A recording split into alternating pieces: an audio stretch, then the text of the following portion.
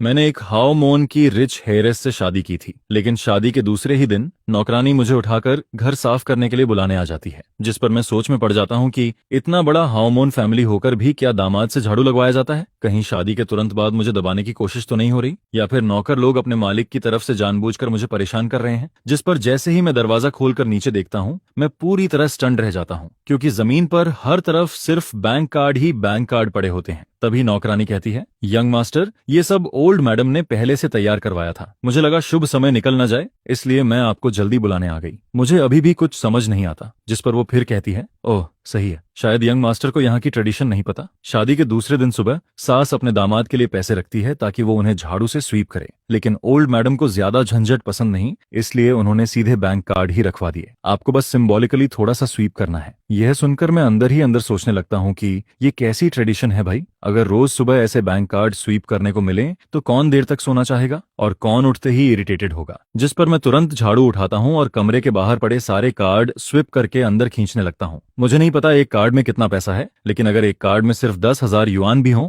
तब भी इतने सारे कार्ड मिलाकर लाखों युआन तो बन ही जाते हैं। तभी नौकरानी फिर कहती है, यंग मास्टर, ओल्ड मैडम ने कहा है कि पासवर्ड आपका बर्थडे है। वो कार्ड मुझे थमाती है, लेकिन मैं अभी कुछ बोल भी नहीं पाता कि सामने वाले बेडरूम का दरवाजा खुल जाता है, जिस पर मेरी नजर एक बेहद खूबसूरत लड़की पर पड़ती है। Good morning. वो मेरी तरफ देखती है, फिर मेरे हाथों में भरे बैंक कार्ड्स पर नजर डालती है। इतने कार्ड थे कि मैं उन्हें ठीक से पकड़ भी नहीं पा रहा था। जिस पर वो कैजुअली कहती है, इतना फॉर्मल होने की जरूरत नहीं है, आराम से यूज करो। ये कहकर वो मास्टर बेडरूम में चली जाती है। वैसे भी मैं कोई फॉर्मल होने वाला नहीं था। अभी थोड़ी देर पहले ही मैं कार्ड लेने वाला था, लेकिन उसी ने बीच में इंटरप्ट कर दिया। जिस पर जैसे ही आंट जांग मुझे कार्ड्स देती है, मैं बिना किसी प्रेशर के सारे कार्ड ले लेता हूँ। इसके बाद मैं कार्ड्स लेकर वापस बेडरूम में जाता हूँ, उन्हें टेबल पर रखता हूँ और फिर फ्रेश होने चला जाता हूँ। जिस पर ओरिजिनल ओनर की मेमोरीज से मुझे पता चलता है कि वो और मैं दोनों एक ही मेजर में पढ़े थे। इतना ही नहीं, हम दोनों ने देश की टॉप यूनिवर्सिटीज से मास्टर डिग्री भी की थी। फर्क सिर्फ इतना था कि ग्रेजुएशन के बाद ओरिजिनल ओनर यूनिवर्सिटी में लेक्चरर बन गया था, जबकि मुझे मजबूरी में ऑडिट कंपनी में जॉब करनी पड़ी। ओरिजिनल ओनर को शादी की वजह से 3 दिन की छुट्टी मिली हुई थी, इसलिए फिलहाल उसे काम पर नहीं जाना था। जिस पर मैं सोचता हूँ कि इन 3 दिनों में उसके लेक्चर नोट्स अच्छे से पढ़ लूंगा, ताकि बाद में स्टूडेंट्स को पढ़ाते समय कोई गलती ना हो। सच कहूँ तो मुझे ओरिजिनल ओनर की ये जॉब बहुत पसंद आती है। वीकेंड की छुट्टी अलग, फेस्टिवल्स की छुट्टी अलग, ऊपर से विंटर वेकेशन और समर वेकेशन भी। अगर सुबह क्लास न हो तो आराम से देर तक सोकर ऑफिस जाओ, शाम को क्लास खत्म होते ही सीधा घर वापस, रात का पूरा टाइम सिर्फ अपना। जिस पर मैं अंदर ही अंदर इमोशनल होकर सोचता हूँ कि पिछले जन्म में मैं यूनिवर्सिटी में लेक्चरर नहीं बन पाया था। क्या वो मेरी मर्जी थी? नहीं, बस जिंदगी की अलग अलग परेशानियों ने मुझे वहां रुकने नहीं दिया।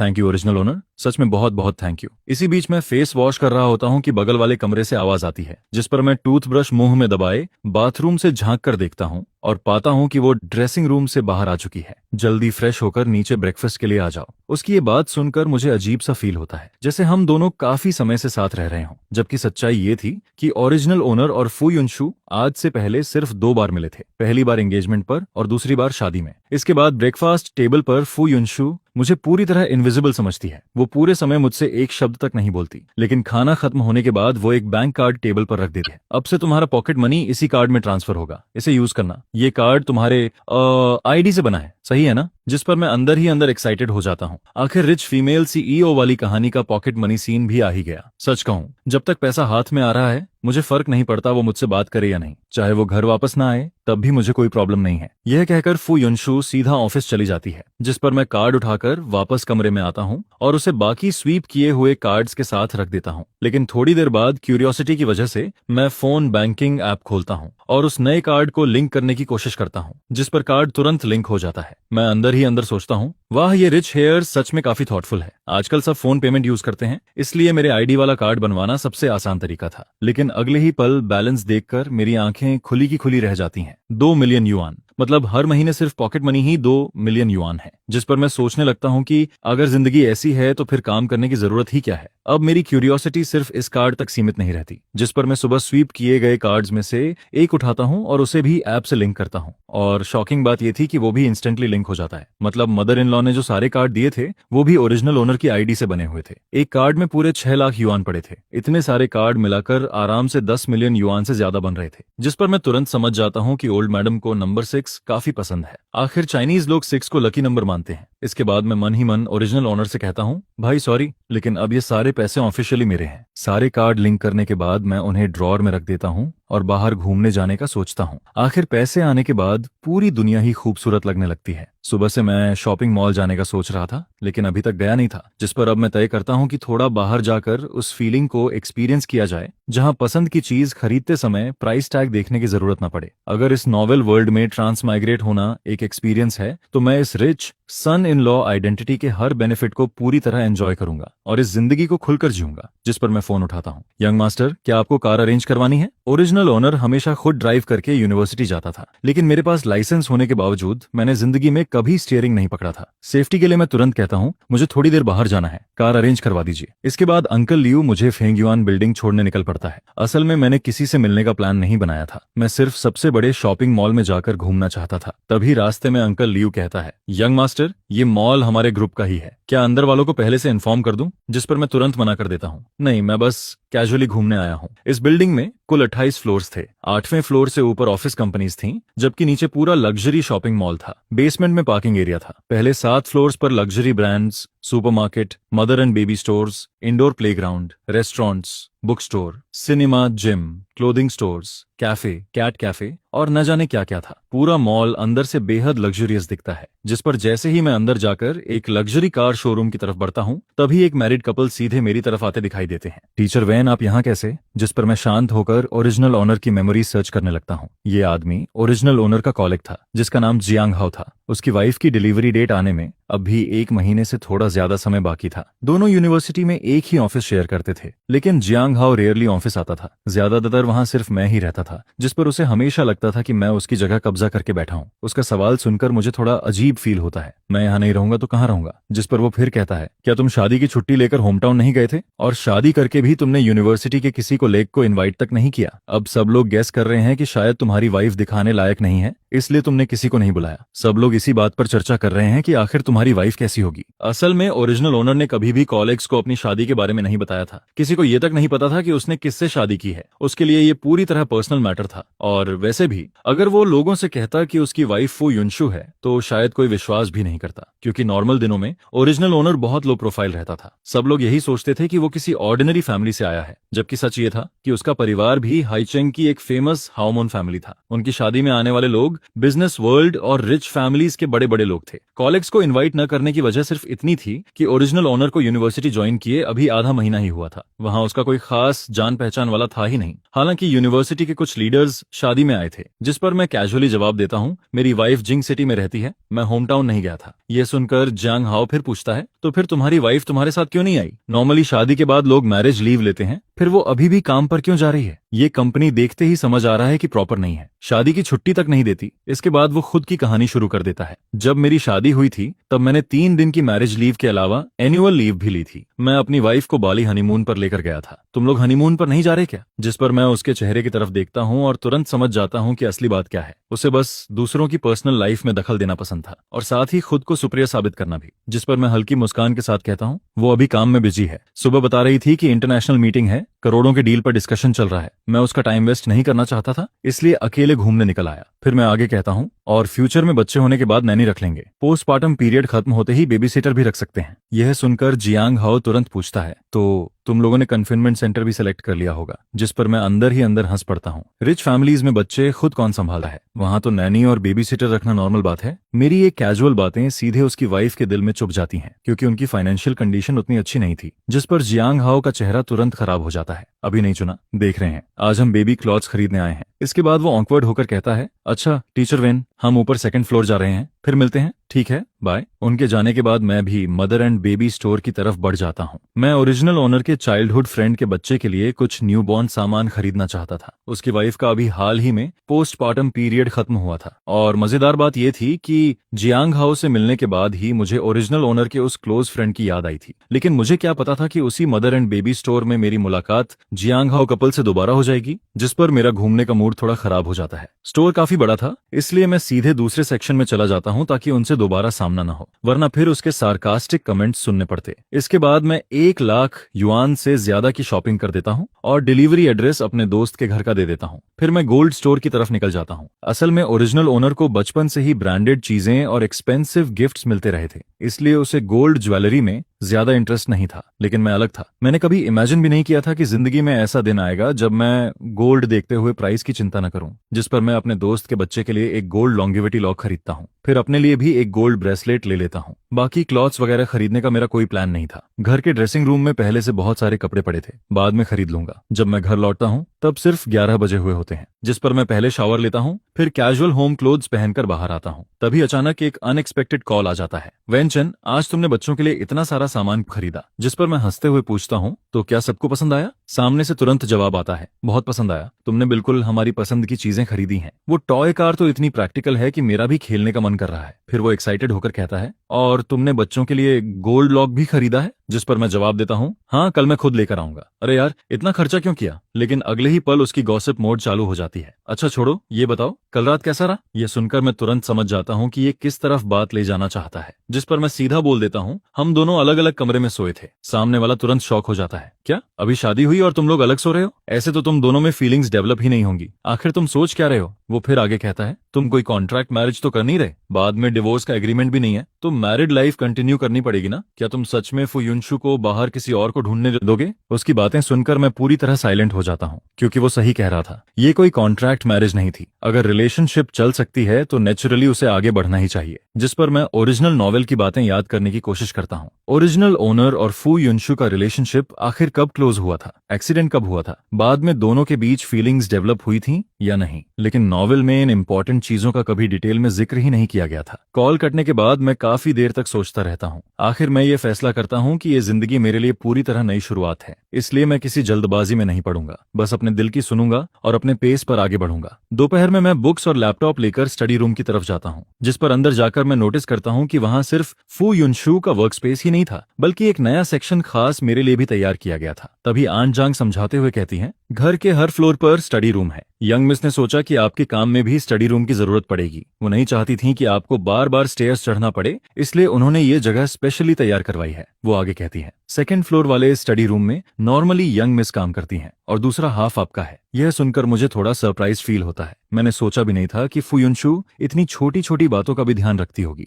जिस पर मैं बिना फॉर्मल हुए सीधे अपने वर्क स्पेस में जाकर बैठ जाता हूँ। लैपटॉप और बुक्स रखते ही आन जांग मेरे लिए फ्रूट जूस रखकर चली जाती है। इसके बाद मैं अकेले बैठकर ओरिजिनल ओनर के प्रोफेशनल सब्जेक्ट्स पढ़ने लगता हूँ और कुछ देर बाद मुझे एहसास होता है कि उसकी पढ़ाई और मेरी पढ़ाई में ज्यादा फर्क नहीं था। जिस पर मुझे किताबों में लिखा कंटेंट बिल्कुल भी अनफेमिलियर नहीं लगता। आखिर कॉलेज टाइम में मैं हमेशा स्कॉलरशिप लेने वालों में से था, इसलिए फर्स्ट ईयर स्टूडेंट्स को पढ़ाना मेरे लिए कोई बड़ी बात नहीं थी। मुझे मास्टर डिग्री कंप्लीट किए अभी सिर्फ 2 महीने हुए थे और जॉब ज्वाइन किए भी आधा महीना ही हुआ था। अभी सितंबर का बीच चल रहा था। यही वो समय था जब नए फर्स्ट ईयर स्टूडेंट्स यूनिवर्सिटी में एडमिशन लेते हैं। उनकी मिलिट्री ट्रेनिंग को भी आधा महीना हो चुका था और अब जल्द ही उनकी रेगुलर क्लासेस शुरू होने वाली थी। लेकिन किसी तरह की गलती ना हो, इसलिए मैं पहले से लेक्चर देने की प्रैक्टिस करने लगता हूँ। इसी बीच नीचे फर्स्ट फ्लोर के लिविंग रूम में फू युनशु ऑफिस से वापस आती है। यंग मास्टर कहाँ है? जिस पर आन जांग जवाब देती है, यंग मास्टर ऊपर स्टडी रूम में है, वो बहुत मेहनती हैं। अभी थोड़ी देर पहले मैं उन्हें ड्रिंक देने गई थी, तब वो लेक्चर प्रैक्टिस कर रहे थे। लेकिन फू युनशु को शायद ज्यादा इंटरेस्ट नहीं था कि मैं क्या कर रहा हूँ। जिस पर वो कैजुअली कहती है, उन्हें नीचे बुलाइए, मैं उन्हें अपने एक फ्रेंड से मिलवाने ले जा रही हूँ। आन जांग फिर पूछती है, क्या यंग मास्टर को थोड़ा फॉर्मली ड्रेस होना चाहिए? मैं उनके लिए क्लॉथ्स तैयार कर दूं? नहीं, सिंपल ही रहने दो। इसके बाद आन जांग ऊपर आकर कहती है, यंग मास्टर, यंग मिस वापस आ गई हैं, वो आपको अपने एक फ्रेंड से मिलवाने ले जाना चाहती हैं। मैं अभी आता हूँ। असल में मिरर के सामने लेक्चर प्रैक्टिस करते करते मेरा कॉन्फिडेंस काफी बढ़ गया था। बस मुझे लग रहा था कि अभी भी कुछ कमी बाकी है। जिस पर मैं जल्दी से सामान समेटता हूँ और स्टडी रूम से बाहर निकल जाता हूँ। आन जांग रास्ते में कहती है, शायद यंग मिस के काफी क्लोज फ्रेंड्स हैं, उन्होंने कहा है कि ज्यादा फॉर्मल होने की जरूरत नहीं है, आराम से चलिए। ठीक है, थैंक यू आन जांग। इसके बाद मैं बेडरूम में वापस जाकर कपड़े बदलता हूँ। सितंबर के बीच में भी जिंग सिटी का मौसम काफी गर्म था। जैसे ही मैं नीचे उतरता हूँ, फुयुनशु की आवाज सुनाई देती है। कल हमारी शादी थी। मेरा एक लॉयर फ्रेंड है जिंगहाओ, किसी जरूरी काम की वजह से वो शादी में नहीं आ पाया था, इसलिए आज उसने इंसाइट किया कि मैं ट्रीट दूं और तुम्हें भी साथ लेकर आऊं। जिस पर मैं मन ही मन सोचता हूं कि वैसे भी मेरे पास कोई काम नहीं है, साथ जाना बुरा नहीं होगा। असल में मैं उसके फ्रेंड्स और रिलेटिव्स को थोड़ा और जानना चाहता था। आखिर मुझे ये भी पता लगाना था कि उसके किन लोगों से खराब रिलेशंस हैं, ताकि फ्यूचर वाले कार एक्सीडेंट के बारे में थोड़ा कॉशियस रह सकूं। रास्ते में वो अचानक पूछती है, आज तुम पूरे दिन घर पर ही थे? जिस पर मैं जवाब देता हूँ, नहीं, सुबह फेंग्युआन बिल्डिंग गया था, फेंग शाओ के बच्चे के लिए कुछ सामान खरीदा। इसके बाद कार धीरे धीरे एक शांत इलाके में पहुंचती है। बाहर एक साइनेज लगा था जिस पर रेस्टोरेंट का नाम लिखा हुआ था। फुयुनशु बताती है, ये एक फैमिली रेस्टोरेंट है, ऑनर हाइचेंग का है और यहाँ के हाईचिंग डिशेस काफी ऑथेंटिक हैं, शायद तुम्हें पसंद आए। फिर वो कार से उतरते हुए कहती है, चलो वो लोग अंदर इंतजार कर रहे हैं। जिस पर मैं पूछता हूँ, हम दोनों के अलावा और कौन है? वो जवाब देती है, एक मैरिड कपल है, तुम उन्हें देखते ही पहचान जाओगे। और सच में अंदर पहुंचते ही मैं उन्हें पहचान लेता हूँ। वो लेयू कपल थे। दोनों इंटरनेट पर बेहद फेमस ब्लॉगर्स थे। उनका जॉइंट अकाउंट लेयू कपल नाम से था। सभी प्लेटफॉर्म्स मिलाकर उनके 20 मिलियन से ज्यादा फॉलोअर्स थे। वांग यू एक लॉयर थी जो इंटरनेट पर लीगल नॉलेज शेयर करती थी। वो अलग अलग केसेस एक्सप्लेन करती थी और जरूरतमंद लोगों को फ्री लीगल हेल्प भी देती थी। वहीं उसका हस्बैंड रेन लई पहले सर्टिफाइड अकाउंटेंट था, लेकिन बाद में फुल टाइम हाउस हस्बैंड बन गया। वो बच्चे संभालने के साथ साथ डेली लाइफ वीडियोस बनाता था और लाइव स्ट्रीम सेलिंग भी करता था, जिस पर मैं अंदर ही अंदर राहत की सांस लेता हूँ। अच्छा हुआ, पढ़ाई के अलावा मैं शॉर्ट वीडियोस भी काफी देखता था, इसलिए इन्हें पहचान गया। इसके बाद फू युनशु मेरा इंट्रोडक्शन करवाती है। ये मेरे हस्बैंड हैं वेन चेन। शायद मुझे तुम दोनों का इंट्रोडक्शन इन्हें देने की जरूरत नहीं पड़ेगी। जिस पर दोनों हंसते हुए कहते हैं, हेलो ब्रदर इन लॉ। मैं भी मुस्कुराकर जवाब देता हूँ, हेलो, मैं आप दोनों को बहुत अच्छे से जानता हूँ। मैंने आपके अकाउंट फॉलो भी किए हुए हैं। यह सुनकर दोनों खुश हो जाते हैं। सच में? अरे वाह, ये तो हमारी खुशी की बात है। इसके बाद वांग यू कहती है, कल जब तुम्हारी शादी थी तब मैं कोर्ट में क्लाइंट का केस लड़ रही थी और रेन लई को अपने ग्रैंडफादर की तबीयत खराब होने की वजह से जियांग सिटी जाना पड़ा था, इसलिए हम लोग शादी में नहीं पहुंच पाए। फिर वो मुस्कुराकर कहती है, लेकिन बाकी फ्रेंड्स बता रहे थे कि मिस्टर विन बहुत हैंडसम है। आज देखकर लगता है सच में बिल्कुल Z tree in the wind जैसे हैं। इसके बाद वो फू युनशु की तरफ देखकर कहती है, युनशु तुम बहुत लकी हो। जिस पर फू युनशु हल्का ब्लश करते हुए कहती है, हाँ मैं सच में बहुत लकी हूँ। उसकी ये बात सुनते ही मेरा दिल जैसे एक पल के लिए रुक जाता है, क्योंकि ये पहली बार था जब मैंने उसे ब्लश करते हुए देखा था। इसके बाद वांग यू माहौल बदलते हुए कहती है, चलो पहले ऑर्डर करते हैं, देखो और क्या खाना है। धीरे धीरे बातचीत आगे बढ़ती है। मुझे पता चलता है कि जो कपल्स रिलेशनशिप या मैरिज में होते हैं उनका एक छोटा सा ग्रुप भी है। वो लोग कभी कभी साथ हाइकिंग, कैंपिंग और आउटिंग पर जाते रहते हैं। जिस पर रेन लई कहता है, मैं तुम्हें ग्रुप में ऐड कर दूंगा, बाद में हम सब साथ घूमने चलेंगे। डिनर खत्म होने के बाद हम लोग वापस कार में बैठते हैं। तभी फू युनशु कहती है, ये दोनों घूमने फिरने के मामले में एक्सपर्ट्स हैं। अगर तुम्हें हनीमून के लिए कोई जगह समझ ना आए तो रेन लई से पूछ सकते हो, या फिर जहां जाना हो मुझे बता देना। यह सुनकर मुझे लगा जैसे मैंने गलत सुन लिया हो। हनीमून? अचानक ये टॉपिक कहां से आ गया? और सबसे बड़ी बात, क्या हम दोनों सच में हनीमून पर जाएंगे? जिस पर मैं अंदर ही अंदर इमेजिन करने लगता हूं कि क्या हम वहां जाकर बस एक दूसरे को ब्लैंक फेस से देखते रहेंगे। तभी वो कामली कहती है, ये मॉम ने अरेंज किया है। मैंने तुम्हारे यूनिवर्सिटी लीडर से बात करके तुम्हारे लिए 1 महीने की छुट्टी अप्रूव करवा दी है, बस अभी तक तुम्हें बताया नहीं था। ये सुनकर मैं पूरी तरह स्टन रह जाता हूँ। सच में ये मदर इन लॉ अल्टीमेट निकली। मैं खुशी से कुछ बोल ही नहीं पाता। उस रात पूरे एक्साइटमेंट की वजह से मुझे नींद ही नहीं आती। आखिर अचानक से 1 महीने की छुट्टी मिल गई थी, जिस पर अगले दिन मैं सीधे सुबह 11 बजे उठता हूँ, फ्रेश होकर आरामदायक क्लोथ्स पहनता हूँ और ड्राइवर से कहता हूँ कि मुझे सीधे मेरे चाइल्डहुड फ्रेंड के घर ले चले। इसी बीच फू युनशु का मैसेज आता है, मुझे अचानक बिजनेस ट्रिप पर जाना पड़ रहा है, मैं कल वापस आऊंगी। इन 2 दिनों में तुम अपना सामान तैयार कर लेना। कल शाम हमारी फ्लाइट गैंग सिटी के लिए है। ये पढ़कर मैं अंदर ही अंदर दंग रह जाता हूँ। प्लेन टिकट्स तक पहले से बुक हो चुकी थी। सच में उसकी वर्किंग स्टाइल बेहद फास्ट और एफिशिएंट थी। कल रात मैंने बस इतना कहा था कि मुझे कोई ऑब्जेक्शन नहीं है,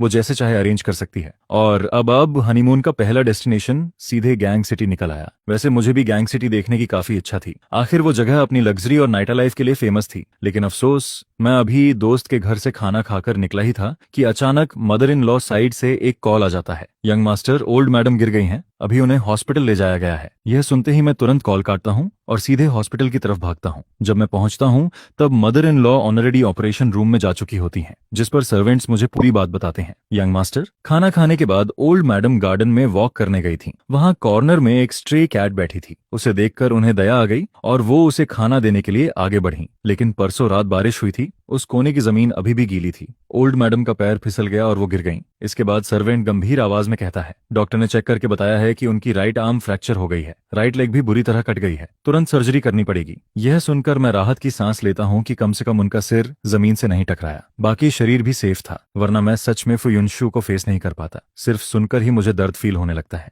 आखिर उनकी उम्र भी काफी हो चुकी थी। ऐसी उम्र में गार्डन में गिरकर हाथ टूट जाना, उस वक्त उन्हें कितना दर्द हुआ होगा, ये सोचकर ही मेरा दिल भारी हो जाता है। जिस पर मैं मन ही मन सर्वेंट्स पर भी नाराज होता हूँ। इतने बड़े मैंशन में ओल्ड मैडम अकेली कैसे घूम रही थी? किसी को उनके साथ होना चाहिए था। इसी बीच मुझे याद आता है कि फादर इन लॉ तो इस समय अटलांटिक ओशन के उस पार वेकेशन एंजॉय कर रहे थे और फू युनशु भी बिजनेस ट्रिप पर बाहर गई हुई थी। अगर खबर मिल भी जाती तब भी उसे शाम की फ्लाइट का इंतजार करना पड़ता, तभी वो वापस आ पाती। जिस पर सबसे पहले वहां पहुंचने वाले इंसान होने के नाते मैं नौकरों और बटलर से सवाल किए बिना नहीं रह पाता। ओल्ड मैडम इस हालत में गिर गईं, पता नहीं उन्हें कितना दर्द सहना पड़ा होगा। उस वक्त कोई भी उनकी मदद करके उस बिल्ली को उठाने क्यों नहीं आया? लॉजिक से देखा जाए तो इतने बड़े रॉयल फैमिली जैसे घर में सिर्फ छोटे से गार्डन की सफाई के लिए भी काफी सारे सर्वेंट्स चाहिए होते हैं। फिर उस वक्त आंगन में मौजूद सर्वेंट्स आखिर गए कहाँ थे? और एक स्ट्रे कैट को ऐसे खुले में घूमने कैसे दिया गया? जिसके बाद दीवार के कोने में जमा पानी भी समय पर साफ क्यों नहीं किया गया? नॉर्मली हमेशा कोई ना कोई मैडम के साथ रहता है, लेकिन आज जब ओल्ड मैडम गार्डन में गई थी तो उनके साथ जाने वाले सर्वेंट को अचानक किसी काम से बुला लिया गया, जिस पर वो थोड़ी देर के लिए वहां से चला गया। उस वक्त मैं सबके साथ स्टडी कर रहा था, जिस पर मैं तुरंत बोलता हूँ, कौन सी स्टडी? मैंने मॉर्निंग क्लास, वीकली मीटिंग और मंथली रिव्यू के बारे में तो सुना है, लेकिन घर के सर्वेंट्स को खाने के बाद पढ़ाई करवाने की बात पहली बार सुन रहा हूँ। और मैंने तो कभी बटर को सर्वेंट्स को पढ़ाते हुए भी नहीं देखा। जिसके जवाब में वो कहता है, ये सेकंड मैडम का आइडिया था। उन्होंने कहा था कि ओल्ड मैडम का बर्थडे आने वाला है, इसलिए सीक्रेटली बर्थडे सेलिब्रेशन प्रिपेयर करना है ताकि उन्हें सरप्राइज दिया जा सके। इसी वजह से मैंने सोचा कि जब ओल्ड मैडम खाना खाकर आफ्टरनून रेस्ट के लिए जाएंगी तब सबको इस बारे में बताया जाए। ये सुनकर मैं सोच में पड़ जाता हूँ, ये सेकंड मैडम क्या वही नहीं जो फू युनशु की सेकंड आंट है और कहानी की फीमेल लीड की माँ भी? बैकग्राउंड स्टोरी में बताया गया था कि उसने सालों पहले फू फैमिली में शादी करने के लिए काफी गलत ट्रिक्स इस्तेमाल किए थे, जिस पर शादी के बाद उसे फू फैमिली में कभी ज्यादा रिस्पेक्ट नहीं मिली। लेकिन बाद में जब उसकी बेटी हेयर बन गई तब जाकर उसकी जिंदगी थोड़ी आसान होने लगी। फिर मैं सोचता हूँ, क्या उसकी रिलेशन अपनी मदर इन लॉ के साथ इतनी अच्छी थी? अगर ऐसा है तो फिर बर्थडे पार्टी सीक्रेटली प्रिपेयर करने की जरूरत ही क्या थी? जिस पर मैं गुस्से में बोलता हूँ, हर चीज की प्रायोरिटी होती है। इस मेंशन में तुम्हारा मेन काम ओल्ड मैडम का ध्यान रखना है, बाकी चीजें प्रोफेशनल्स को करने दो। क्या वो फैमिली के पास सर्वेंट्स हायर करने के लिए पैसे कम पड़ गए थे? लेकिन वो फिर कहता है, सेकंड मैडम ने कहा था, जिस पर मैं तुरंत उसे रोकते हुए बोलता हूँ, सेकंड मैडम, तुम सिर्फ उन्हीं की बातें क्यों सुनते हो? क्या उनकी हर बात हमेशा सही होती है? उधर ऑपरेशन थिएटर के ऊपर जलती हुई ऑपरेशन इन प्रोग्रेस वाली लाइट देखकर मेरा मन और बेचैन होने लगता है। मुझे लगा था कि फू युनशु यहाँ नहीं है और सन इन लॉ भी शायद इन सब बातों की परवाह नहीं करेगा, इसलिए मैंने ज्यादा नहीं सोचा। लेकिन अभी उसे देखकर साफ लग रहा था कि वो बहुत ज्यादा गुस्से में है।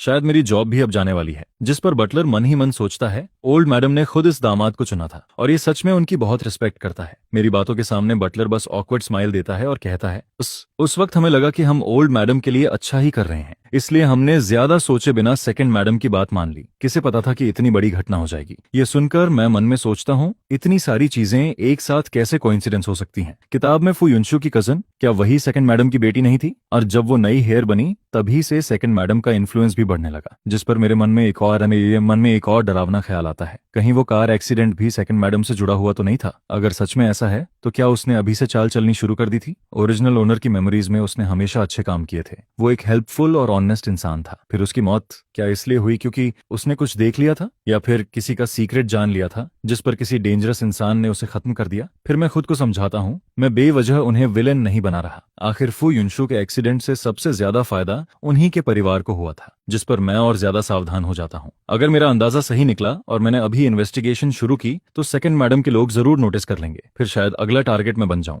और मेरा भी वही हाल हो सकता है जो ओरिजिनल ओनर का हुआ था। यह सोचकर मैं तुरंत अपने एक्सप्रेशंस कंट्रोल करता हूँ। नहीं, मुझे अपनी फीलिंग्स बाहर नहीं दिखानी चाहिए। फिर मैं बटर से शांत आवाज में कहता हूँ, अगली बार ध्यान रखना, चाहे कुछ भी हो जाए, सबसे पहले ओल्ड मैडम की सेफ्टी जरूरी है। उनके आसपास हमेशा कोई ना कोई मौजूद रहना चाहिए और कोर्टयार्ड का हर कोना साफ होना चाहिए। अब जो होना था वो हो चुका था, इसलिए सब बस ऑपरेशन रूम के बाहर इंतजार करते रहते हैं। जिसके बाद मैं पूछता हूँ, फू युनशु को खबर दी गई? जिस पर बटर जवाब देता है, जी यंग मिस को कॉल कर दिया गया है, वो वापस आने के रास्ते में है। समय ऐसे गुजरता है जैसे पूरा एक सेंचुरी बीत गई हो और आखिरकार डॉक्टर ओल्ड मैडम को ऑपरेशन रूम से बाहर लेकर आता है। जिस पर मैं नोटिस करता हूँ कि ये डॉक्टर फू युनशु का पुराना क्लासमेट है, इसलिए वो मुझे तुरंत पहचान लेता है और कहता है, मिस्टर वेन, ज्यादा चिंता मत कीजिए, ऑपरेशन ज्यादा कॉम्प्लिकेटेड नहीं था, बस बोन फ्रैक्चर हुआ था, इसलिए 3 नेल्स लगाने पड़े। ओल्ड मैडम को थोड़ा दर्द जरूर सहना पड़ेगा, लेकिन अगर वो अच्छे से रेस्ट करेंगी तो कुछ समय बाद ठीक हो जाएंगी। मैं राहत की सांस लेते हुए कहता हूँ, डॉक्टर आपने बहुत मेहनत की, मैं पहले ओल्ड मैडम को देख लेता हूँ।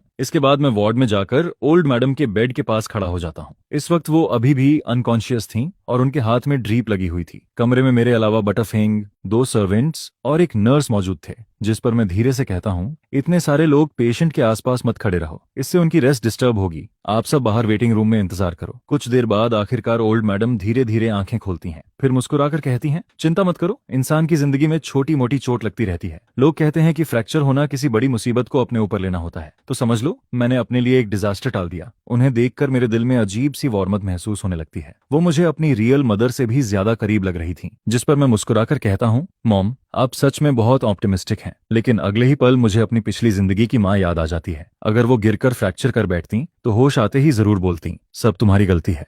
अगर तुम लोग सक्सेसफुल होते और मेरे लिए अच्छा घर खरीद देते तो क्या मैं गिरती? मेरी किस्मत ही खराब है। पूरी जिंदगी मेहनत की लेकिन कोई भी बच्चा लॉयल नहीं निकला। फिर मुझे याद आता है कि अभी तक मैं ओरिजिनल ओनर के रियल पेरेंट्स से भी नहीं मिला हूँ। जब वो 6 साल का था तभी उसके पेरेंट्स का डिवोर्स हो गया था, जिसके बाद दोनों ने जल्दी ही नई फैमिली बना ली। ओरिजिनल ओनर अपने फादर और स्टेप मदर के साथ बड़ा हुआ और उनका रिलेशन भी ठीक ठाक ही था। शादी के वक्त दोनों आए जरूर थे, लेकिन अपने नए पार्टनर और बच्चों के साथ। जिस पर मैं ओल्ड मैडम से कहता हूँ, मॉम आप बस आराम कीजिए, मैं घर जाकर किचन अरेंज करता हूँ और आपके लिए खाना भेजता हूँ। अभी आपको अच्छे से न्यूट्रिशन लेना होगा लेकिन वो तुरंत मना कर देती हैं, जरूरत नहीं है, घर में शेफ्स और सर्वेंट्स हैं, वो खुद खाना भेज देंगे, तुम्हें परेशान होने की जरूरत नहीं, तुम बस यहाँ बैठकर मुझसे बातें करो। फिर वो मुस्कुराते हुए कहती हैं, कल तुम दोनों हनीमून पर जाने वाले थे ना? सुना है पहला स्टॉप हार्बर सिटी है। चलो मैं तुम्हें अपनी पुरानी मेमोरीज सुनाती हूँ जब मैं वहां गई थी। जिस पर मैं तुरंत बोल पड़ता हूँ, मॉम अब हनीमून का क्या मतलब? वैसे भी मेरी 1 महीने की छुट्टी है, मैं घर पर रहकर आपकी देखभाल करूंगा। यह सुनकर ओल्ड मैडम हल्का सा हंस देती हैं। वो ऐसी इंसान थी जिन्हें बीमारी में भी बच्चों की सेवा नहीं चाहिए होती। उल्टा वो चाहती थी कि हम अपनी हनीमून ट्रिप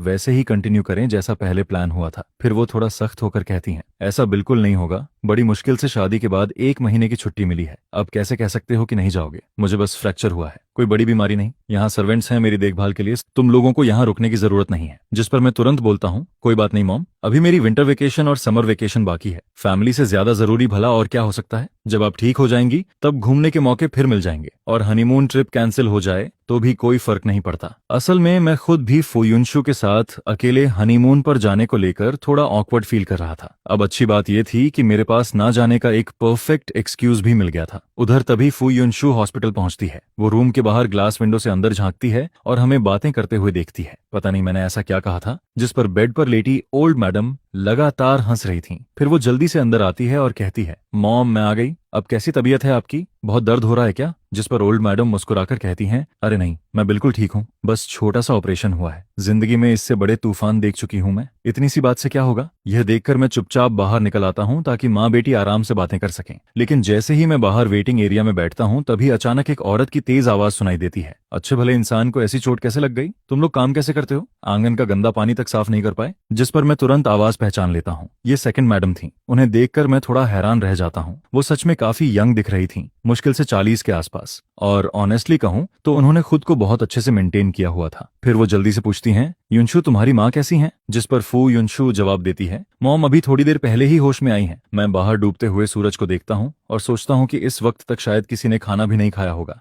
तभी फू युनशु कहती है, थोड़ी देर में घर से खाना आ जाएगा। जिस पर सेकंड मैडम तुरंत बोलती हैं, चलो पहले मैं उन्हें देख लूं, इस उम्र में गिरना बहुत तकलीफ देता है। उन्हें देखकर मुझे थोड़ा अजीब फील होता है क्योंकि वो बहुत जेंटल और काइंड लग रही थी, बिल्कुल वैसी नहीं जैसी मैंने इमेजिन किया था। अंदर जाते ही वो ओल्ड मैडम का हाथ पकड़कर कहती हैं, सिस्टर इन लॉ आप ऐसे कैसे गिर गई? उस वक्त आपके साथ कोई नहीं था क्या? ओल्ड मैडम उस वक्त फू युनशु से बातें कर रही थी। फिर वो मुस्कुराते हुए कहती हैं, आओ यहाँ बैठो। जिस पर सेकंड मैडम तुरंत पास बैठ जाती हैं और कहती हैं, जैसे ही खबर मिली मैं तुरंत यहाँ चली आई। अच्छी बात यह रही कि घर में रिब सूप बन रहा था और अभी भी गर्म है, मैं आपके लिए लेकर आई हूँ। फिर वो सूप आगे बढ़ाते हुए कहती हैं, लोग कहते हैं ना जो खाओ वही शरीर बनता है। थोड़ा सूप पीजिए और थोड़ा मीट भी खाइए, आपकी बोन्स जल्दी रिकवर होंगी। स्मेल कीजिए, कितना अच्छा लग रहा है। जिस पर ओल्ड मैडम खुश होकर कहती हैं, वाह, सिर्फ स्मेल से ही भूख लगने लगी। उन्हें ऐसे देखकर मुझे लगने लगता है कि शायद दोनों का रिलेशन सच में काफी अच्छा था, वरना सेकंड मैडम इतनी जल्दी सूप लेकर यहाँ नहीं आती। फिर मैं मन ही मन सोचता हूँ, क्या मैंने पहले इनके बारे में जरूरत से ज्यादा गलत सोच लिया था? तभी सेकंड मैडम मेरी तरफ देखकर कहती हैं,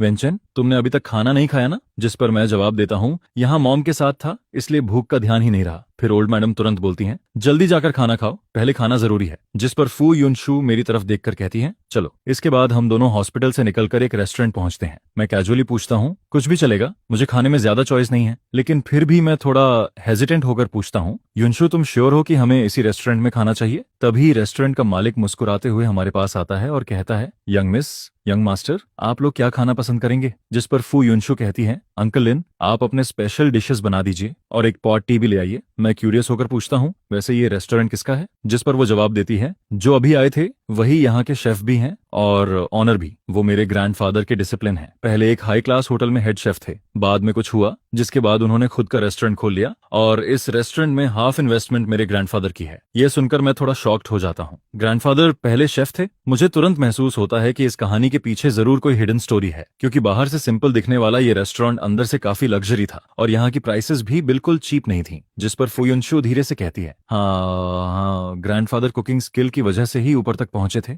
लेकिन वो सब पुरानी बातें हैं, उन्हें याद ना करना ही बेहतर है। उसके चेहरे का एक्सप्रेशन देखकर साफ लग रहा था कि इसमें कोई पेनफुल मेमोरी जुड़ी हुई है, इसीलिए मैं भी टॉपिक बदल देता हूँ। तभी खाना आ जाता है और अंकल लिन मुस्कुराकर कहते हैं, आराम से खाना खाइए। जिस पर मैं बोलता हूँ, थैंक यू अंकल लिन। फिर फुयुनशु मुझे खाना टेस्ट करने के लिए कहती है, ट्राई करो, टेस्ट बहुत अच्छा है। यहाँ की सारी वेजिटेबल्स और मीट सबसे फ्रेश होते हैं, सब कुछ अपने फार्म से आता है, बिना पेस्टिसाइड और केमिकल फर्टिलाइजर के। अगर आगे कभी बाहर का खाना डर्टी लगे तो यहाँ आ जाना। इसके बाद घर लौटते वक्त मैं काफी देर तक सोचता रहता हूँ, फिर आखिरकार बोलता हूँ, कल हार्बर सिटी जाने का प्लान कैंसिल कर देते हैं। मॉम हॉस्पिटल में हैं और ऐसे में घूमने जाना सही नहीं लगेगा। जिस पर वो बिना ज्यादा रिएक्शन दिए बस कहती है, अगर नहीं जाना चाहते तो ठीक है। जब हम फिर हॉस्पिटल पहुंचते हैं तब तक ओल्ड मैडम सो चुकी थीं। बटर बताता है कि वो काफी देर तक सेकंड मैडम से बातें करती रही थीं, इसलिए जल्दी थक गईं। फिर बटर कहता है, आप दोनों अब घर जाइए, चिंता मत कीजिए। डीन ने स्पेशली 2 प्रोफेशनल केयर टेकर्स भेजे हैं जो शिफ्ट में ओल्ड मैडम का ध्यान रखेंगे। जिस पर फू युनशु मेरी तरफ देखकर कहती है, वांग यू, और बाकी लोग मुझे बाहर चलने के लिए बुला रहे हैं, तुम चलोगे? मैं सिर हिलाकर कहता हूँ, नहीं, मुझे अल्कोहल पीना नहीं आता, मैं घर जाकर रेस्ट करूंगा। जिस पर वो कहती है, ठीक है, मैं अंकल लियू को तुम्हें लेने भेज देती हूँ। फिर कुछ देर बाद वो फोन पर कहती है, ठीक है अंकल लियू, मुझे पता है आप पास ही हैं। इसके बाद वो मेरी तरफ मुड़कर कहती है, थोड़ी देर में वो आ जाएंगे। मैं हल्का सा मुस्कुराकर कहता हूँ, तुम भी कम ड्रिंक करना और ड्रिंक करने के बाद ड्राइव मत करना। रात की हल्की ठंडी हवा धीरे धीरे बह रही थी। उस वक्त मुझे अचानक ग्रैंडफादर की कही हुई बात याद आती है, जब कोई तुम्हारी चिंता करता है तभी असली हैप्पीनेस फील होती है। और शायद पहली बार मुझे भी उस हैप्पीनेस का थोड़ा एहसास होने लगता है। उधर फू युनशु की लैश एज हल्के से कांपती है। फिर वो धीरे से जवाब देती है, समझ गई। कुछ देर बाद अंकल लियू आ जाते हैं। वो तब तक वहीं खड़ी रहती है जब तक मैं कार में बैठ नहीं जाता। उसके बाद ही वो खुद ड्राइव करके वहां से निकलती है। उधर बार में पहुंचते ही बाकी लोग उसे देखकर तुरंत वार्म वाटर लेकर आते हैं। आओ आओ, आखिर मैडम आ ही गई, हम लोग कब से तुम्हारा इंतजार कर रहे थे। बिजी पर्सन को पकड़ना कितना मुश्किल है पता है। जिस पर दूसरा इंसान हंसते हुए कहता है, आज तो तुम्हें कुछ ड्रिंक्स पीनी ही पड़ेंगी। लेकिन फू युनशु तुरंत बोलती है, मेरे हस्बैंड ने कहा है कम ड्रिंक करना। यह सुनते ही बाकी सब लोग जोर से हंस पड़ते हैं। क्या बात है, अब शादी के दूसरे दिन से ही हस्बैंड की बातें मानने लगी। फिर कोई मजाक उड़ाते हुए कहता है, अगर अल्कोहल इतनी बुरी लगती है तो आगे से बार मत आया करो, सीधे डेजर्ट शॉप जाया करो और घर जाकर हस्बैंड के साथ वाइन पीना। यह सुनकर सब लोग फिर हंसने लगते हैं। लेकिन अगले ही दिन सुबह मुझे जियांग हाओ का अचानक फोन आता है, टीचर वेन, तुमने छुट्टी क्यों ली? एक पूरा महीना हनीमून के लिए लीव ले ली। मैं कैजुअली जवाब देता हूँ, जाना है या नहीं ये जरूरी नहीं कि मैं सबको बताऊं। लेकिन मेरी बात सुनते ही वो तुरंत भड़क जाता है, सेमेस्टर अभी शुरू ही हुआ है और तुमने लीव ले ली। डिपार्टमेंट हेड ने मेरी और एक दूसरे टीचर की क्लासेस तुम्हारे ऊपर डाल दी हैं। तुम्हें पता भी है तुमने हम पर कितना बर्डन डाल दिया। जिस पर मैं थोड़ा ऑकवर्ड होकर कहता हूँ, मैंने इस बारे में ऑनेस्टली नहीं सोचा था। वैसे भी छुट्टी तो हर कोई लेता है और ये अरेंजमेंट स्कूल मैनेजमेंट ने किया है, मैंने नहीं। लेकिन वो गुस्से में बोलता रहता है, मुझे लगता है तुमने जानबूझकर ऐसा किया है। क्या इसलिए क्योंकि मेरी वाइफ डिलीवरी के करीब है और मैं लीव लेने वाला था? तुम्हें डर था कि तुम्हें मेरी क्लासेस लेनी पड़ेंगी, इसलिए पहले ही छुट्टी लेकर सारी क्लासेस मेरे सिर पर डाल दी। यह सुनकर मैं अंदर ही अंदर इरिटेट हो जाता हूँ। क्या मैं बैकडोर एंट्री लेकर आया हूँ और ऊपर से जानबूझकर क्लासेस भी उस पर डाल रहा हूँ? बिना सच जाने वो इतनी नेगेटिविटी के साथ मेरे बारे में सोच रहा था। सच में पता नहीं कैसे इंसान है ये। तभी अचानक एक आवाज आती है, सन क्या कर रहे हो? जिस पर मैं फोन नीचे रखकर जवाब देता हूँ, मॉम, आज सुबह जियांग हाओ ने अचानक कॉल किया था। उसने न सिर्फ ये कहा कि तुम बैकडोर रिलेशन से अंदर आए हो, बल्कि ये भी बोल दिया कि तुमने अपनी सारी क्लासेस उस पर डाल दी। वो खुद को समझता क्या है? आखिर वो तुमसे ऐसे कैसे बात कर सकता है? जिस पर मॉम काफी गुस्से में बोलती रहती हैं, अगर कोई प्रॉब्लम थी तो आराम से बात करके सॉल्व नहीं कर सकता था क्या? कुछ क्लासेस ही तो हैं, उन्हें एडजस्ट किया जा सकता है। तुम रुको, अभी मैं तुम्हारे लिए बात करती हूँ। इसके बाद वो तुरंत फोन उठाती हैं और प्रिंसिपल को कॉल कर देती हैं। ओल्ड सू, ये काम तुमने ठीक से हैंडल नहीं किया। मेरा सन इन लॉ छुट्टी ले रहा था तो क्वाइटली नोटिस दे देते। अब पूरा स्कूल जान गया कि उसने हायर मैनेजमेंट के थ्रू लीव ली है और वो एक्स्ट्रा क्लासेस उस टीचर को क्यों दे दी जिसकी वाइफ डिलीवरी लीव पर है। मैं कोई स्पेशल प्रिविलेज मांग नहीं रही, लेकिन तुम भी जानते हो ना मेरी ग्रैंडडॉटर की शादी कितनी मुश्किल से हुई है। क्या उन्हें थोड़ा टाइम साथ बिताने की जरूरत नहीं? अगर बॉन्डिंग ही नहीं होगी तो बच्चे कैसे होंगे? ये सुनकर मैं बिल्कुल स्पीचलेस हो जाता हूँ। लेकिन मॉम बिना रुके बोलती रहती हैं, दोनों अभी तक अलग अलग रूम में सोते हैं। अब तुम ही बताओ, मैं चिंता ना करूं तो कौन करे? और वैसे भी फू ग्रुप हर साल स्कूल को 50 मिलियन डोनेट करता है। मेरा सन इन लॉ थोड़ी सी छुट्टी ले ले तो क्या प्रॉब्लम है? उन 2 टीचर्स को एक्स्ट्रा पेमेंट दे दो, मामला वहीं खत्म हो जाएगा। इतनी सी बात भी सॉल्व नहीं कर सकते क्या? जिस पर सामने वाला शायद तुरंत मान जाता है। फिर मॉम आखिर में कहती हैं, ठीक है, तुम किसी को बोलकर शेड्यूल फिर से अरेंज करवा दो। फोन रखने के बाद वो मेरी तरफ देखकर मुस्कुराती हैं। चिंता मत करो, प्रिंसिपल शू सब ठीक कर देगा। मैं मन ही मन सोचने लगता हूँ, पहले मुझे रिलेशन यूज करके ऊपर आने वाले लोग बिल्कुल पसंद नहीं थे, लेकिन अब ऑनेस्टली कहूँ तो ये 1 महीने की आरामदायक छुट्टी मुझे बुरी भी नहीं लग रही थी। फिर मैं सोचता हूँ जब वापस स्कूल ज्वाइन करूंगा तब उन दोनों टीचर्स को गिफ्ट जरूर दूंगा, कम से कम ग्रेटिट्यूड तो दिखाना चाहिए। इसके बाद मॉम कहती हैं, चलो मुझे बाहर थोड़ा वॉक करवा दो, आज मौसम अच्छा है। जिस पर मैं तुरंत उनका हाथ पकड़कर बाहर ले जाता हूँ। आज आसमान में बादल थे, धूप भी नहीं थी, इसलिए वेदर काफी कंफर्टेबल लग रहा था। फू फैमिली की ओल्ड विला एक शांत इलाके में थी, लेकिन अच्छी बात यह थी कि वहां से हॉस्पिटल और स्कूल दोनों ज्यादा दूर नहीं थे। मैं धीरे धीरे ओल्ड मैडम को सपोर्ट करते हुए शांत रास्ते पर चलाता हूँ। तभी वो अचानक बोलती हैं, चैन, मुझे पता है तुम दोनों अलग अलग रूम में सोते हो, तुम्हें बताने की जरूरत नहीं, मैं समझ गई हूँ, ये जरूर युनशु का आइडिया होगा। फिर वो थोड़ा नाराज होकर कहती हैं, इन दिनों वो बहुत बिजी थी और मैं अभी हॉस्पिटल से वापस आई हूँ, लेकिन आज रात जब वो आएगी ना तो मैं उसे जरूर डांटूंगी। नई नई शादी के बाद कौन अलग रूम में सोता है? यह सुनकर मैं तुरंत पैनिक हो जाता हूँ, क्योंकि अलग सोने का आइडिया तो ओरिजिनल ओनर का था। अगर सारी ब्लेम फू युनशु पर चली गई और उसने सच बता दिया तो मेरी पोल खुल जाएगी। लेकिन मेरी चुप्पी देखकर ओल्ड मैडम उल्टा इमोशनल हो जाती हैं। तुम्हारा नेचर सच में बहुत अच्छा है, हर बात में कॉम्प्रोमाइज कर लेते हो और शिकायत भी नहीं करते। आज रात मैं उसे बोलूंगी कि वो तुमसे प्रॉपरली अपोलोजाइज करे। जिस पर मैं जल्दी से कहता हूँ, मॉम, इसकी जरूरत नहीं है, शादी से पहले हम बस एक बार मिले थे, नेचुरली हमें एक दूसरे को समझने में टाइम लगेगा और उसका काम भी बहुत बिजी है, धीरे धीरे सब ठीक हो जाएगा, आपको टेंशन लेने की जरूरत नहीं। और वैसे भी युनशु ने मेरे साथ कुछ गलत नहीं किया। लेकिन ओल्ड मैडम गहरी सांस लेते हुए कहती हैं, तुम लोगों को जल्दी नहीं है, लेकिन मुझे है। देखो, हमारी उम्र हो चुकी है, अब बस यही इच्छा है कि बच्चे और ग्रैंड चिल्ड्रेन हमारे आसपास हों। तुम्हारे फादर भी अगर ग्रैंड चिल्ड गोद में उठा लें तो शायद हर वक्त ट्रैवल करने की जिद छोड़ दें। फिर वो धीरे से बोलती हैं, असल में हम बूढ़े हो गए हैं, नहीं तो हम तुम्हें इतना फोर्स नहीं करते। पहले हमें लगता था कि बच्चे खुश रहें, वही काफी है, लेकिन उम्र बढ़ने के साथ कुछ अधूरे रिग्रेट्स दिल में रह जाते हैं। जिस पर वो हल्की आवाज में कहती हैं, हमारे घर में कोई थ्रोन तो नहीं है इनहेरिट करने के लिए, लेकिन प्रॉपर्टी बहुत ज्यादा है, आखिर उसे बाहर वालों के हाथ में कैसे जाने दें? यह सुनकर मुझे महसूस होता है कि उनकी बात बिल्कुल गलत भी नहीं थी। फू फैमिली सच में एक टॉप वेल्थी फैमिली थी और इतनी बड़ी प्रॉपर्टी नेचुरली इनहेरिटेंस इश्यू बन सकती थी। ओल्ड मैडम और ओल्ड मास्टर के पास सिर्फ फू युनशु ही थी, इसलिए उनका चिंतित होना भी नॉर्मल था। लेकिन आयरनी ये थी कि ओरिजिनल स्टोरी में आखिरकार सारी प्रॉपर्टी सेकंड ब्रांच के हाथ में चली जाती है। फिर ओल्ड मैडम मेरा हाथ पकड़कर कहती हैं, चेन, मुझे पता है तुम मेरी बात समझ रहे हो, मैं तुम्हें अभी डिसीजन लेने के लिए फोर्स नहीं कर रही, मैं बस चाहती हूँ कि तुम इस मैरिज को सीरियसली लो। शादी कोई ऐसी चीज नहीं कि मुश्किल आते ही डिवोर्स कर लो। हस्बैंड वाइफ को एक दूसरे के साथ एडजस्ट होने में टाइम लगता है। फिर वो थोड़ा सीरियस होकर कहती हैं, और एक बात साफ कहूंगी, इस फैमिली को हीयर्स चाहिए। तुम्हें पता है ना इस प्रॉपर्टी पर कितनी नजरें लगी हुई हैं। मैंने और उसके फादर ने ये सब जीरो से शुरू किया था, यहाँ तक पहुंचना आसान नहीं था। इसके बाद वो फू युनशु के चाइल्डहुड के बारे में बताने लगती हैं। जब वो छोटी थी तब उसे अपने ग्रैंडफादर के साथ कुकिंग करना बहुत पसंद था। प्राइमरी स्कूल में उसका सपना शेफ बनने का था, लेकिन उसके फादर ने उसे काफी डांटा। उसके बाद जानबूझकर उसे बिजनेस नॉलेज सिखाई गई ताकि वो फ्यूचर में इस फैमिली की रिस्पॉन्सिबिलिटी संभाल सके। फिर वो धीरे से कहती हैं, मुझे अपनी बेटी पर बहुत दया आती है, लेकिन ये रिस्पॉन्सिबिलिटी है जिसे उसे उठाना ही पड़ेगा। मैं चुपचाप बैठकर उनकी सारी बातें सुनता रहता हूँ। मेरे दिल में अजीब सी फीलिंग उठने लगती है। अब मुझे समझ आने लगता है कि जब उस दिन मैंने ग्रैंडफादर का जिक्र किया था तब फू युनशु का एक्सप्रेशन अचानक क्यों बदल गया था। शायद उसके चाइल्डहुड की सारी प्रेशर और मेमोरीज उसी से जुड़ी हुई थी और शायद इसी वजह से वो बच्चे भी नहीं चाहती थी। जिस पर मैं धीरे से जवाब देता हूँ, मॉम, आपकी सारी बातें मैं समझता हूँ, लेकिन हमारी शादी को अभी ज्यादा वक्त नहीं हुआ, हमें थोड़ा समय चाहिए एक दूसरे के साथ एडजस्ट होने के लिए। और बच्चे की बात,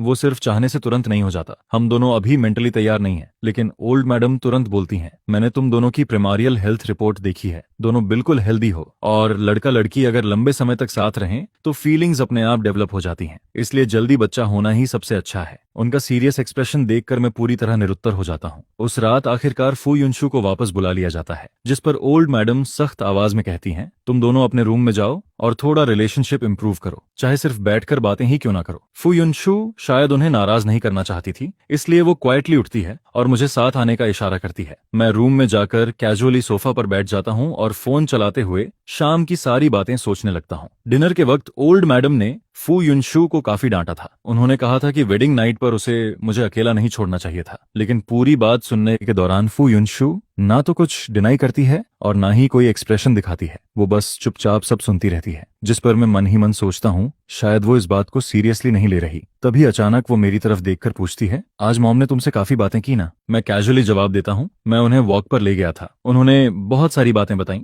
बच्चों वाली बात मैं जानबूझकर मेंशन नहीं करता, लेकिन तभी वो सीधा पूछती है, क्या तुमने मॉम से कहा कि मैं तुम्हें इग्नोर करती हूँ? जिस पर मैं तुरंत बोलता हूँ, नहीं, वो तो उन्होंने खुद कहा था। फिर वो मेरी आंखों में देखते हुए पूछती है, लेकिन तुमने उन्हें एक्सप्लेन भी नहीं किया। सही कह रही हूं ना? इसके बाद कमरे में कुछ सेकंड के लिए साइलेंस छा जाता है। फिर वो धीरे से पूछती है, तो अब तुम्हारा क्या प्लान है? वापस अलग अलग रूम्स में सोना है या फिर हस्बैंड वाइफ की रिस्पॉन्सिबिलिटीज निभानी शुरू करें? ऐसा भी नहीं है कि ये नहीं हो सकता। पिछले जन्म में मैंने कभी किसी से प्यार तक नहीं किया था और न ही कभी उस तरह की कोई चीज एक्सपीरियंस की थी। फो तो इतनी खूबसूरत और दिल हिला देने वाली है, फिर मैं क्यों मना करूं? बच्चे तो अभी जरूरी नहीं है, लेकिन हस्बैंड वाइफ वाली लाइफ तो हो सकती है। तब हम लोग प्रिकॉशंस यूज कर लेंगे, है ना? लगता है दादी ने इनहेरिटेंस वाली बात भी तुमसे कर ली है। क्या तुम फ्यूचर में होने वाले बच्चे की पोजीशन मजबूत करना चाहते हो? मेरा वो मतलब नहीं है, मैं बस हस्बैंड वाइफ की रिस्पॉन्सिबिलिटी निभाने की बात कर रहा था। रहने दो, रहने दो, आज मैं सोफा पर सो जाता हूँ। वापस आने के बाद भी एक ही रूम में रहने की जरूरत नहीं है। मैंने पहले ही मॉम से कह दिया था कि इस चीज की कोई जल्दी नहीं है। आखिर मैंने उस वक्त हाँ क्यों बोल दिया? अब तो मेरी असली रंगीन सोच सामने आ गई। इन 2 सालों में मेरा बच्चा पैदा करने का कोई प्लान नहीं है, और वैसे भी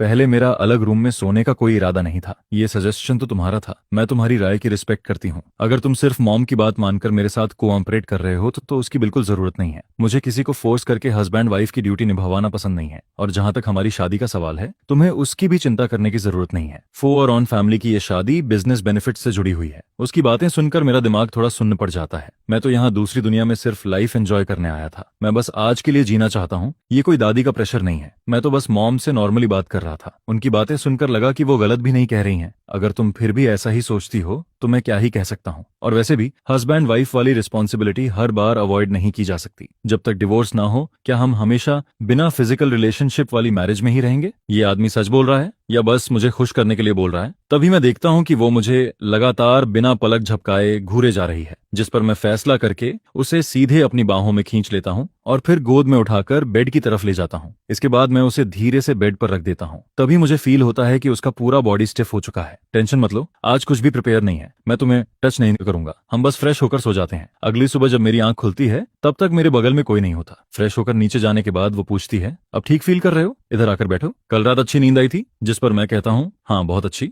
आज सैटरडे है और तुम दोनों को काम पर भी नहीं जाना। कहीं घूमने चले जाओ। हमारे फैमिली का एक रिसोर्ट एरिया है, वहाँ का व्यू काफी सुंदर है। वान तो तुम्हें वहाँ घुमाने ले जाए तो कैसा रहेगा? मॉम डैड की उम्र अब काफी हो चुकी है, इसलिए कुछ बातें अगर मैं मान सकता हूँ तो मना नहीं करूंगा। बस वो खुश रहें, उसके लिए मैं कुछ भी करने को तैयार हूँ। मुझे लगा था कि जो चीज वो नहीं करना चाहती उसके लिए कोई भी उसे फोर्स नहीं कर सकता, लेकिन फो वानथुर बहुत ही ओबीडियंट डॉटर निकली। माँ बेटी का ऐसा रिश्ता देखकर मुझे काफी अच्छा लगता है। मैं कार की विंडो से बाहर सड़क को देखते हुए पुरानी यादों में खो जाता हूँ। इस दुनिया में आने के बाद दूर रहने वाले पेरेंट्स ने सिर्फ हमारी शादी के दूसरे दिन मुझे एक मैसेज भेजा था। उन्होंने कहा था, इतनी दूर आने की जरूरत नहीं है, नई बहू को वापस घर मत लाना। उसके बाद उन्होंने ज्यादा कांटेक्ट भी नहीं किया। सच कहूं तो मेरे अंदर हमेशा फैमिली अफेक्शन की कमी रही है, लेकिन ओरिजिनल बॉडी वाले पेरेंट्स का तो पहले ही डिवोर्स हो चुका था। ओरिजिनल ओनर बचपन से ही काफी इंडिपेंडेंट लाइफ जी रहा था। उस दिन जब मेरे पास कोई काम नहीं था, तब मैंने शादी के बाद पेरेंट्स द्वारा दिए गए एसेट्स का हिसाब लगाया। अगर सबको कैश में बदलें तो करीब 100 मिलियन से ज्यादा की प्रॉपर्टी निकलती है। कैश के अलावा उसमें बहुत सारी रियल एस्टेट और कंपनी शेयर्स भी शामिल हैं। मतलब अगर मैं फो फैमिली पर डिपेंड ना भी करूं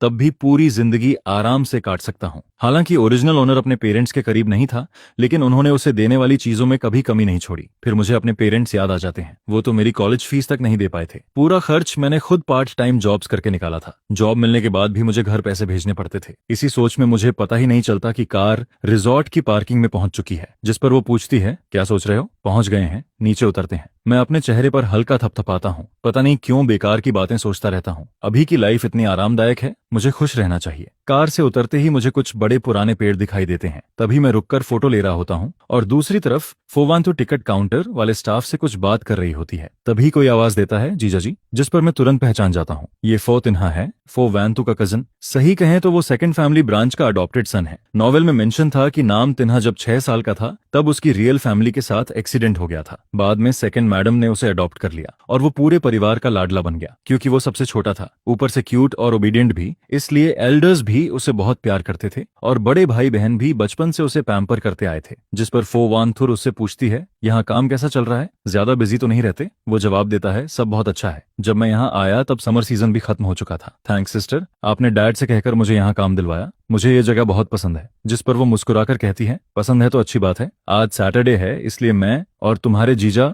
बस थोड़ा घूमने आए हैं। तभी वो एक्साइटेड होकर कहता है, तो फिर मैं आप दोनों को घुमाता हूँ। वैसे भी अभी मैं फ्री हूँ। सिस्टर जीजा, आप दोनों को ऐसे कभी कभी डेट पर निकलना चाहिए। तभी वो हंसते हुए कहती है, हमें तो दादी ने जबरदस्ती भेजा है, नहीं तो हम दोनों कहाँ बाहर निकलते। इसके बाद हम साइट सीइंग कार की पीछे वाली सीट पर बैठ जाते हैं। टीन हर रास्ते भर व्यूज के बारे में एक्सप्लेन करता रहता है। चारों तरफ का सीनरी बहुत सुंदर होता है और कई लोग खुले मैदान में कैंपिंग भी कर रहे होते हैं। तभी वो पूछता है, आज आप लोग यहीं रुकना चाहेंगे? यहाँ के ट्री हाउसेस बहुत शानदार हैं। दोपहर में सनसेट दिखता है और रात में स्टार्स भी साफ दिखाई देते हैं। ये सुनकर मैं तुरंत एक्साइटेड हो जाता हूँ। मेरे सामने बना ट्री हाउस पूरा वुडन स्ट्रक्चर का होता है। ऊपर जाने के लिए स्टेयर्स हैं और नीचे आने के लिए स्लाइड लगी हुई है। वहाँ एक स्विंग भी टंगा हुआ है। ट्री हाउस की बड़ी सी विंडो पर विंड चाइम्स लटक रही होती हैं जो बहुत सुंदर लगती हैं। जिस पर मैं पूछता हूँ, क्या हम सच में यहाँ रुक सकते हैं? मैं इमेजिन भी नहीं कर सकता कि मैं कितना खुश हूँ। वो हंसते हुए कहता है, बिल्कुल रुक सकते हैं, ये सब अपना ही है। जीजा जी, आपको जो रूम पसंद आए उसमें रह सकते हैं। जिस पर मैं कहता हूँ, तुम अरेंज कर दो, आज हम यहीं रुकेंगे। इसके बाद वो बताता है कि यहाँ हर दिन लोग सफाई करने आते हैं। अभी मैं किसी को एक्स्ट्रा सामान प्रिपेयर करने के लिए बोल देता हूँ। ये कहकर वो मुझे आंख मारता है। उसका वो विंक देखकर ही समझ आ जाता है कि उसके दिमाग में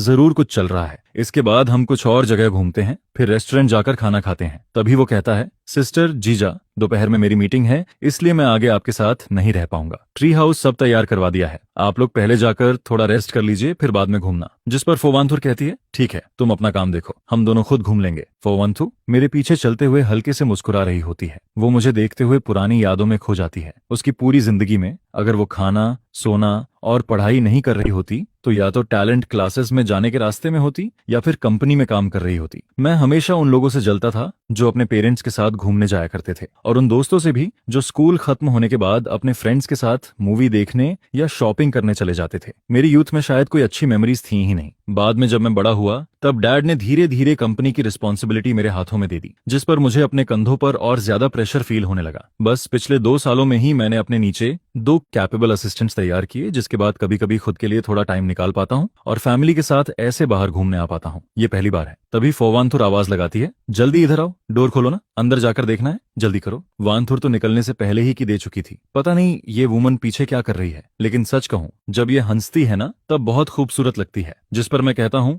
जल्दी डोर खोलो। डोर खुलते ही सामने एक बड़ा सा सॉफ्ट बेड दिखाई देता है। मैं आगे बढ़कर देखता हूँ, वहाँ बेड पर 2 साफ पैजामे रखे होते हैं और उनके बगल में एक छोटा सा बॉक्स भी रखा होता है। ये जरूर उस शैतान फो तिन्हा की हरकत होगी। तभी समझ आता है कि वो बार बार मुझे आंख क्यों मार रहा था। असली मतलब तो ये था। सच में काफी थॉटफुल निकला वो। फोवांथुर की नजर भी उस बॉक्स पर पड़ जाती है। ऊपर से वो काम दिखने की कोशिश करती है लेकिन उसके हल्के लाल हुए चीक्स सब रिवील कर देते हैं। फिर वो कहती है, तुम पहले शॉवर ले लो, वैसे भी तुम रेस्ट करना चाहते थे ना। खाना खाने के बाद मुझे थोड़ी नींद आ रही है, ऊपर से सुबह भी जल्दी उठ गई थी, अब तो आंखें बंद होने लगी हैं। जिस पर मैं पैजामे लेकर बाथरूम में चला जाता हूँ। नहाकर बाहर आता हूँ तो देखता हूँ कि फोवांथुर सोफा पर बैठकर बुक पढ़ रही होती है। मैं पूछता हूँ, क्या तुम रेस्ट नहीं करोगी? जिस पर वो जवाब देती है, तुम पहले सो जाओ, मैं शॉवर लेकर आती हूँ। ये सुनकर मैं सीधे बेड पर लेट जाता हूँ। कुछ ही देर में मेरी आंख लग जाती है और मैं गहरी नींद में सो जाता हूँ। बाद में जब फोवांथुर शॉवर लेकर आती है तो वो भी मेरे बगल में लेट जाती है। तभी अचानक मैं नींद में पलटता हूँ और लगभग अपना हाथ उसके ऊपर रख देता हूँ, जिस पर वो हल्के से सांस छोड़ती है। फिर उठकर वापस सोफा पर जाकर का बुक पढ़ने लगती है। जब मेरी आंख खुलती है तब मैं खुद को बेड के दूसरी तरफ पाता हूँ। मैं तुरंत फोवांथु की तरफ देखता हूँ। तभी वो भी आंखें खोल देती हैं। जिस पर मैं पूछता हूँ, क्या मैं ज्यादा जगह घेर रहा था इसलिए तुम सो नहीं पाई? अगर चाहो तो मैं फोतिन्हा से एक और रूम तैयार करने को कह दूं। जिस पर वो कामली जवाब देती है, जरूरत नहीं है, ये हाई क्लास मैरिज है। अगर हस्बैंड वाइफ का रिश्ता स्टेबल दिखेगा तो दोनों फैमिलीज के बिजनेस के लिए अच्छा रहेगा, वरना बाहर लोग बातें बनाएंगे और कंपनी के शेयर्स पर भी असर पड़ सकता है। इसलिए बाहर कम से कम थोड़ा ध्यान रखना चाहिए। रात में मैं बेड पर लेटा हुआ आसमान देख रहा होता हूँ। फिर मैं कहता हूँ, वानथु, क्या तुम्हें पता है वो वाला कॉन्स्टलेशन बिग बियर है? आधी नींद में वो जवाब देती है, हाँ पता है। जिस पर मैं एक्साइटेड होकर कहता हूँ तो मुझे दिखाओ ना। करीब 10 मिनट बाद रिजॉर्ट मैनेजर किसी को टेलीस्कोप लेकर भेज देता है। फोवांतु टेलीस्कोप एडजस्ट करके मुझे बुलाती है। मैं जैसे ही उसमें देखता हूँ मेरी आंखें चमक उठती हैं। ये तो अनबिलीवेबल है, इतना क्लियर दिख रहा है, बहुत सुंदर है। फिर वो मुझे ओरियन कॉन्स्टलेशन दिखाते हुए कहती है वो 3 स्टार्स जो एक लाइन में हैं वही उसका बेल्ट है। जिस पर मैं धीरे से कहता हूँ वांथु थैंक यू, आज मैंने सबसे खूबसूरत स्टारी स्काई देखा है और सच कहूँ तुम भी बहुत खूबसूरत हो। अगले दिन फोतनहा मुझे ब्रेकफास्ट के लिए बुलाने आता है। वो लगातार आंख मारते हुए पूछता है तो कैसा रहा, कल रात मजा आया ना। जिस पर मैं मिल्क का सिप लेते हुए पूछता हूँ किस बात का मजा। तभी वो ओल्ड लेडी की तरह आंखें झपकाते हुए कहता है कल रात इतना रोमांटिक व्यू था, छोटा सा हाउस भी परफेक्ट था, तुम दोनों ने कुछ नहीं किया क्या? जो चीजें मैंने प्रिपेयर करवाई थी उनका इस्तेमाल हुआ या नहीं? जिस पर मैं कैजुअली जवाब देता हूँ कल हम दोनों बहुत थक गए थे, शॉवर लेने के बाद सीधे सो गए। पूरा दिन रिसोर्ट में घूमने के बाद किस में ताकत बचती है, लेकिन असल में मैं बाथरूम में जाकर कोल्ड शॉवर ले रहा था। बाहर आने के बाद मैंने देखा कि फोवंथुर असिस्टेंट के साथ फोन पर बात कर रही थी। फिर वो लैपटॉप खोलकर आधी रात तक काम करती रही और मैं टेलीस्कोप से स्टार्स देखता रहा। ये सुनकर वो हंसते हुए कहता है अच्छा,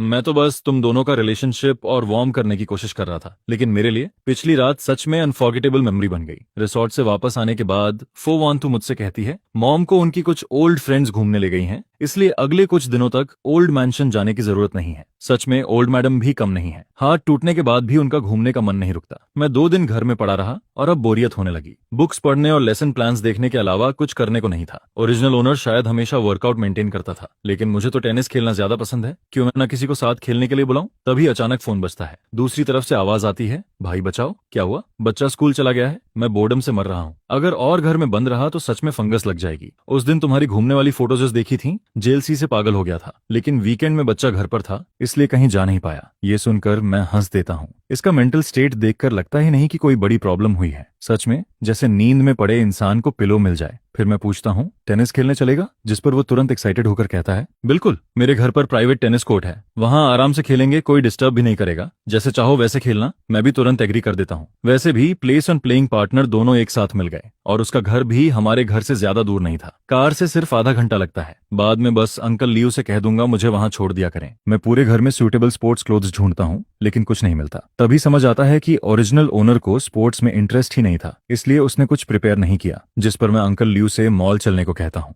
वहां जाकर मैं 2 कंफर्टेबल टेनिस आउटफिट्स खरीदता हूँ और फिर उसके घर पहुंचता हूँ। शुरुआत में हम दोनों आराम से खेल रहे होते हैं, तभी वो हंसते हुए कहता है अभी तो सिर्फ वार्म अप चल रहा है, अब इस मूव को रोक कर दिखाओ, आज खेलकर बहुत मजा आ रहा है। आपात कब बात आ रही है? वैसे तुमने टेनिस किससे सीखी? कोई प्राइवेट कोच था क्या? जिस पर मैं दिमाग में पुरानी मेमोरीज सर्च करता हूँ। ओरिजिनल ओनर कॉलेज में टेनिस क्लब ज्वाइन कर चुका था। उसने कुछ समय ट्रेनिंग भी ली थी, लेकिन उसे इस गेम में ज्यादा इंटरेस्ट नहीं था। हालांकि उसके फैमिली कंडीशंस अच्छे थे, इसलिए प्राइवेट कोच होना कोई स्ट्रेंज बात नहीं लगती। मैं कैजुअली जवाब देता हूँ कॉलेज में थोड़ा सीखा था। ये सुनकर वो कहता है लेकिन तुम काफी अच्छा खेलते हो, तुम्हारे मूव्स भी बहुत प्रोफेशनल लग रहे हैं। बाद में तुम्हें वीडियो दिखाऊंगा। जब तुम टेनिस खेलते हो ना तब बहुत हैंडसम लगते हो। असल में यहाँ आने से पहले उसने मुझे मैसेज किया था भाई क्या मैं तुम्हारा वीडियो बनाकर ऑनलाइन डाल सकता हूँ, और मैंने बिना सोचे हाँ बोल दिया था। इसीलिए जैसे ही मैं उसके घर में एंटर हुआ उसने रिकॉर्डिंग शुरू कर दी। कुछ देर बाद हम रेस्ट करते हैं, शॉवर लेते हैं, कपड़े बदलते हैं और फिर सोफा पे बैठकर वो वीडियो देखते हैं। तभी वो एक्साइटेड होकर कहता है भाई तुम बिल्कुल एनर्जेटिक कॉलेज स्टूडेंट जैसे लग रहे हो। इसके बाद वो मेरी बॉडी की तारीफ करने लगता है। इन लॉन्ग लेग्स को देखो और ये मसल्स भी। जवान होना सच में कितना अच्छा होता है, और रिच होना उससे भी अच्छा। पैसे हो तो जो चाहो खरीद सकते हो, फ्री टाइम में जिम जा सकते हो, स्विमिंग कर सकते हो, यहाँ तक कि प्राइवेट ट्रेनर भी हायर कर सकते हो। ऐसी बॉडी तो बननी ही थी। फिर मैं हंसते हुए कहता हूँ लेकिन नामलोई तुम भी काफी हैंडसम हो। तभी नामलोई हंसते हुए कहता है देखो तो सही तुम कितने मैस्कुलिन लग रहे हो। हाँ, इधर आओ, तुम्हें भी ये मैस्कुलिनिटी फील करवाता हूँ। उसी समय बगल में रखा रिकॉर्डिंग डिवाइस अभी भी ऑन होता है और वो हमारी सारी बातें रिकॉर्ड कर रहा होता है। नाहम लोग के घर खाना खाने के बाद मैं वापस घर लौट आता हूँ। घर आकर मैं दोपहर की नींद लेता हूँ। जब मेरी आंख खुलती है तब फोन के शॉर्ट वीडियो ऐप से नोटिफिकेशन आती है कि मेरे पास 99 से ज्यादा अनरीड मैसेजेस पड़े हैं। मैं ऐप खोलता हूँ तो प्राइवेट मैसेजेस और कमेंट्स इतने ज्यादा होते हैं कि देखना मुश्किल हो जाता है। तभी पता चलता है कि मेरे जाने के बाद नाहम लोई ने वीडियो एडिट करके ऑनलाइन अपलोड कर दिया था। उसने मेरा अकाउंट भी टैग किया था। क्या यही होती है मिलियंस फॉलोअर्स वाले इन्फ्लुएंसर की ताकत? क्या मैं सच में फेमस हो गया हूँ? तभी कई लोग मैसेज भेजने लगते हैं हैंडसम भाई सामने आ जाओ ना, प्लीज डेली लाइफ वीडियोस और अपलोड करो, आंखों को सुकून मिल जाएगा। आपकी बॉडी शेप कमाल की है, थोड़ा जिम टिप्स भी शेयर करो ना। भैया उस टेनिस आउटफिट का लिंक मिलेगा क्या? इतने सारे मैसेजेस देखकर मैं खुद भी घबरा जाता हूँ। कुछ लोग पूछ रहे थे कि क्लोथ्स कौन से ब्रांड के हैं, कुछ बोल रहे थे कि वो अपने बॉयफ्रेंड के लिए भी वही खरीदना चाहते हैं। तभी नेहम लोई मुझे मैसेज करता है, भाई वीडियो देखा, तुम फेमस हो गए हो। अभी अकाउंट खोला तो मैं खुद शॉक हो गया, पहली बार इतने सारे इंटरेक्शंस देख रहा हूँ और लोग तुम्हारे क्लॉथ्स तक पूछ रहे हैं उन्हें। फिर वो थोड़ा हेजिटेट करते हुए पूछता है, क्या ये वीडियो तुम्हें परेशान कर रही है? अगर अनकंफर्टेबल लग रहा हो तो मैं डिलीट कर दूं? जिस पर मैं तुरंत जवाब देता हूं, नहीं नहीं, उसकी जरूरत नहीं है। इसके बाद मैं उससे पूछता हूं, अगर मैं फैशन मैचिंग या फिटनेस ब्लॉगर जैसा कंटेंट बनाऊं तो कैसा रहेगा? आजकल शॉर्ट वीडियोस का जमाना है, सच कहूं तो मैं भी इसे ट्राई करना चाहता हूं। जिस पर वो एक्साइटेड होकर कहता है, बिल्कुल कर सकते हो। मैं पहले ही बता रहा हूं, क्या पता हूं, अगर तुम शॉर्ट वीडियोस बनाना शुरू कर दो ना तो थोड़े ही समय में फॉलोअर्स एक्सप्लोड कर जाएंगे। नहम लोई की ये बात सुनकर मुझे भी लगने लगता है कि शायद पॉपुलैरिटी का रास्ता सच में खुल चुका है। उसी समय फो ग्रुप की बॉस फोवांथुर मीटिंग खत्म करके एलिवेटर से बाहर निकलती है। तभी सेक्रेटरी रूम के पास से गुजरते हुए वो कुछ लोगों की बातें सुन लेती है। तुम लोगों ने नहम लोई का नया वीडियो देखा? उसके साथ टेनिस खेलने वाला लड़का इतना हैंडसम है कि कमेंट्स में लोग पागल हो रहे हैं। दूसरी लड़की बोलती है, हाँ देखा, नहम लोई ने उसका पर्सनल अकाउंट भी टैग किया है, लेकिन उसके अकाउंट पर अभी ज्यादा कुछ नहीं है। फिर कोई कहता है, कमेंट्स में लोग पूछ रहे थे कि उसका गर्लफ्रेंड है या नहीं, लेकिन नहम लोई ने रिप्लाई किया कि वो मैरिड है। पता नहीं किस लड़की की किस्मत इतनी अच्छी है। दूसरी तुरंत बोल पड़ती है, उसका टेनिस आउटफिट देखा, लेटेस्ट लग्जरी ब्रांड वाला था और उसकी बॉडी सीरियसली परफेक्ट थी। मुझे तो लगता है उसके एब्स भी होंगे। और मैंने तो किसी को ये भी कहते देखा कि वो किम डे यूनिवर्सिटी का लेक्चरर है। ये सब सुनने के बाद फोवांथु वापस अपने ऑफिस में चली जाती है। फिर वो ऐप खोलती है जिसे वो बहुत कम इस्तेमाल करती थी। उसे याद आता है कि पहले जब वू और नेहम लोई ने अपना अकाउंट बनाया था तब उन्होंने ग्रुप में मैसेज करके सबसे फॉलो करने को कहा था। उस वक्त उसने शायद अपने दूसरे अकाउंट से उन्हें फॉलो किया था, लेकिन उसके बाद कभी ऐप खोला ही नहीं। वीडियो ढूंढना आसान था क्योंकि थंबनेल में साफ मैं और नहम लोई टेनिस खेलते दिखाई दे रहे थे। वीडियो देखते हुए फो वान थू को खुद एहसास नहीं होता कि उसकी नजरें लगातार मुझ पर टिकी हुई हैं। उस रात जब वो घर लौटती है तब मैं सोफा पर बैठा होता हूँ। फिर मैं पूछता हूँ, वान थू, अगर मैं घर पर वीडियोस बनाऊं तो तुम्हें कोई प्रॉब्लम तो नहीं होगी? जिस पर वो पूछती है, अचानक वीडियोस बनाने का मन कैसे हुआ? मैं मुस्कुराकर जवाब देता हूँ, 1 महीने से घर पर हूँ, खाली बैठे बैठे बोर्डम होने लगी थी, इसीलिए सोचा कुछ नया ट्राई करूं। वो शांत आवाज में कहती है, अगर ट्राई करना चाहते हो तो करो, लेकिन पहले से मेंटली तैयार रहना, नेगेटिव कमेंट्स भी आएंगे और खुद पर ज्यादा प्रेशर मत लेना। असल में वो कहना चाहती थी कि हमारे घर में तुम्हें पैसे कमाने की जरूरत नहीं है, लेकिन फिर शायद उसे लगा कि ऐसा कहना मेरी रिस्पेक्ट कम करना होगा। मैं समझ जाता हूँ कि वो मेरी चिंता कर रही है, इसलिए मैं हंसकर कहता हूँ, मुझे पता है, मैं इसे बस हॉबी की तरह देख रहा हूँ और इससे नई स्किल्स भी सीखने को मिलेंगी। मैं खुद पर प्रेशर नहीं डालूंगा। अभी तो मुझे इससे पैसे कमाने की भी जरूरत नहीं है, इसलिए मैं आराम से वीडियोस बना सकता हूँ। ज्यादा टाइम स्क्रिप्ट्स लिखने, कैमरा एंगल्स और एडिटिंग सीखने में लगा सकता हूँ, तभी तो अपने पसंद का कंटेंट बना पाऊंगा। फिर वो पूछती है, आज तुम नहम लोई के साथ घूमने गए थे? सच कहूँ मुझे थोड़ा सरप्राइज हुआ। जिस पर मैं पूछता हूँ, तुमने वीडियो देख लिया? तभी अचानक मेरे दिमाग में आता है, कहीं वो ये तो नहीं सोच रही कि मैं अटेंशन मिलने के बाद वीडियोस बनाना शुरू कर रहा हूँ। वो धीरे से जवाब देती है, आज ऑफिस में सब लोग उसी की बातें कर रहे थे, इसलिए क्यूरियोसिटी में देख लिया, लेकिन कमेंट्स पढ़ते वक्त मुझे थोड़ा अजीब लग रहा था। इतने सारे लोग तुम्हारे बारे में बातें कर रहे थे, पता नहीं क्यों दिल थोड़ा अनईजी हो गया। इसके बाद मैं उसे बताता हूँ, नहम लोई ने बच्चे को किंडरगार्टन छोड़ने के बाद मुझे कॉल किया था। वो घर में बोर हो रहा था, वैसे भी मैं टेनिस खेलना चाहता था, तो हम दोनों तुरंत रेडी हो गए। सच कहूँ उसके घर का टेनिस कोर्ट बहुत बड़ा है। हम दोनों ने पूरा सुबह खेला, बहुत मजा आया। फिर हम दोनों लिविंग रूम के सोफा पर जाकर बैठ जाते हैं। तभी वांतु पूछती है, तुम्हें टेनिस इतना पसंद है? मैं जवाब देता हूँ, हाँ, कॉलेज के समय से खेल रहा हूँ, सब खाता हूँ। मास्टर्स के दौरान ज्यादा टाइम नहीं मिला, इसलिए छोड़ दिया था। अब थोड़ा फ्री हूँ तो फिर से शुरू करना चाहता हूँ। फिर मैं उससे पूछता हूँ, वांथु, तुम्हें टेनिस खेलना आता है? सुना है वो भी अच्छा खेलती है, कभी हम दोनों कपल्स साथ में खेल सकते हैं। जिस पर वो हल्का मुस्कुराकर कहती है, हाँ, मुझे थोड़ा बहुत आता है। मैं तुरंत कहता हूँ, अगर नहीं भी आता तो कोई बात नहीं, मैं तुम्हें सिखा दूंगा। इसी दौरान नाम लोई द्वारा अपलोड किया गया वीडियो लगातार वायरल होता जा रहा था। जब लोग मेरे प्रोफाइल पर आते हैं तो उन्हें मेरा पहला अपलोडेड वीडियो भी दिखाई देता है। वीडियो अपलोड होने के सिर्फ 2 घंटे में ही व्यूज 1 लाख पार कर जाते हैं। फॉलोअर्स भी तेजी से बढ़ने लगते हैं, जिस पर मैं एक्साइटेड होकर सोचता हूँ, लगता है मैंने पॉपुलैरिटी का असली कोड पकड़ लिया है। अच्छा हुआ जो मैंने 1-on-1 फिटनेस कोच हायर किया था। पहले ट्रेनिंग सेशन के बाद ही मैंने एक वर्कआउट शेयरिंग वीडियो बना लिया। वीडियो में मैं कुछ आसान एक्सरसाइजेस सिखा रहा होता हूँ। ये वीडियो एक प्रोफेशनल जिम रूम में शूट किया गया था। वीडियो शूट और एडिटिंग सीखने के लिए मैंने कुछ ऑनलाइन कोर्सेज भी ज्वाइन किए और ये पूरा प्रोसेस मुझे बहुत अचीवमेंट वाला फील दे रहा था। इसी दौरान एक दिन मुझे लियंगतम का फोन आता है, जो ओरिजिनल ओनर की रियल मदर होती है। वो पूछती है, बेटा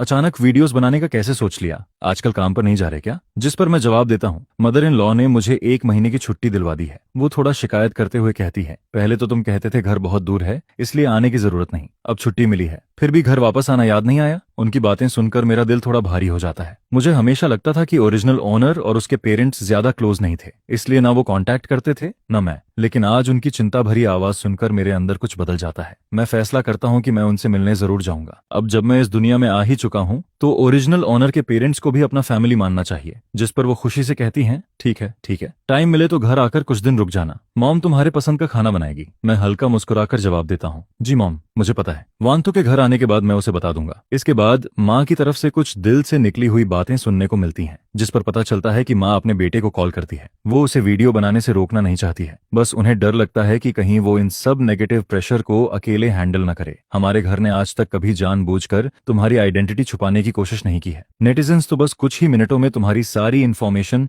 जड़ तक निकाल सकते हैं। जिस पर माँ पूछती है कि क्या तुमने इससे डील करने का कोई तरीका सोच लिया है? जिसके जवाब में वो कहता है कि उसे अच्छे से पता है कि उसे क्या करना है। ओरिजिनल ओनर वैसे भी बड़े लोगों की दुनिया का यंग मास्टर था। उसकी आइडेंटिटी में ऐसा कुछ भी नहीं है जिसे लेकर लोग ज्यादा डींग करें, और ना ही कोई स्कैंडल है जिस पर वो सोचता है कि आखिर डरने वाली बात ही क्या है। बल्कि उसने तो ओरिजिनल ओनर के ग्रैंड पेरेंट्स तक की इन्फॉर्मेशन भी खास तौर पर चेक की थी। पूरे फैमिली की 3 पीढ़ियां अच्छे कैरेक्टर वाली रही हैं, और अब के टाइम में तो ट्रैफिक ही किंग है। क्या पता इससे कंपनी को थोड़ा फायदा ही मिल जाए, शायद उसे एक्स्ट्रा डिविडेंड भी मिल जाए। इसके बाद उसके पास ओरिजिनल ओनर के रियल फादर का भी कॉल आता है, जिस पर वो कहते हैं, बेटा वही बात फिर से कहूंगा, जो करना है करो, अगर कोई प्रॉब्लम आए तो सीधे मुझे बताना, मैं सब संभाल लूंगा। यह सुनकर उसे पहली बार ऐसा फील होता है कि चाहे कुछ भी हो जाए उसके पीछे खड़े रहने वाला कोई है। ओरिजिनल ओनर सच में प्यार की कमी वाला इंसान नहीं था। फिर उसका दोस्त उसकी तारीफ करते हुए कहता है, नाइस है भाई, वीडियो काफी अच्छा शूट किया है, तो अब कंपनी के प्रोडक्ट्स प्रमोट कब कर रहा है? जिस पर वो हंसते हुए कहता है, अरे दीदी को मेरी क्या जरूरत पड़ेगी, मेरी थोड़ी बहुत पॉपुलैरिटी की तुलना उन बड़े स्टार्स से कैसे होगी? वो लोग बस एक लाइव स्ट्रीम में करोड़ों की सेल्स कर देते हैं, मैं तो बस मजाक में बोल रहा था। दीदी अगर मुझे सपोर्ट करती है तो वो सिर्फ एक लाइन बोलने भर की बात है। जिस पर सामने वाला कहता है कि उसने ये बात पहले ही उसकी सिस्टर को बता दी है और उसकी सारी इन्फॉर्मेशन भी प्रॉपरली सिक्योर रखी जाएगी। यह सुनकर वो चैन की सांस लेते हुए थैंक यू बोल देता है। इसके बाद शिया युनझो उसे डिनर के लिए बुलाता है, जिस पर वो आन जांग से कहता है कि आज रात शिया युनझो ने उसे बाहर खाने पर बुलाया है,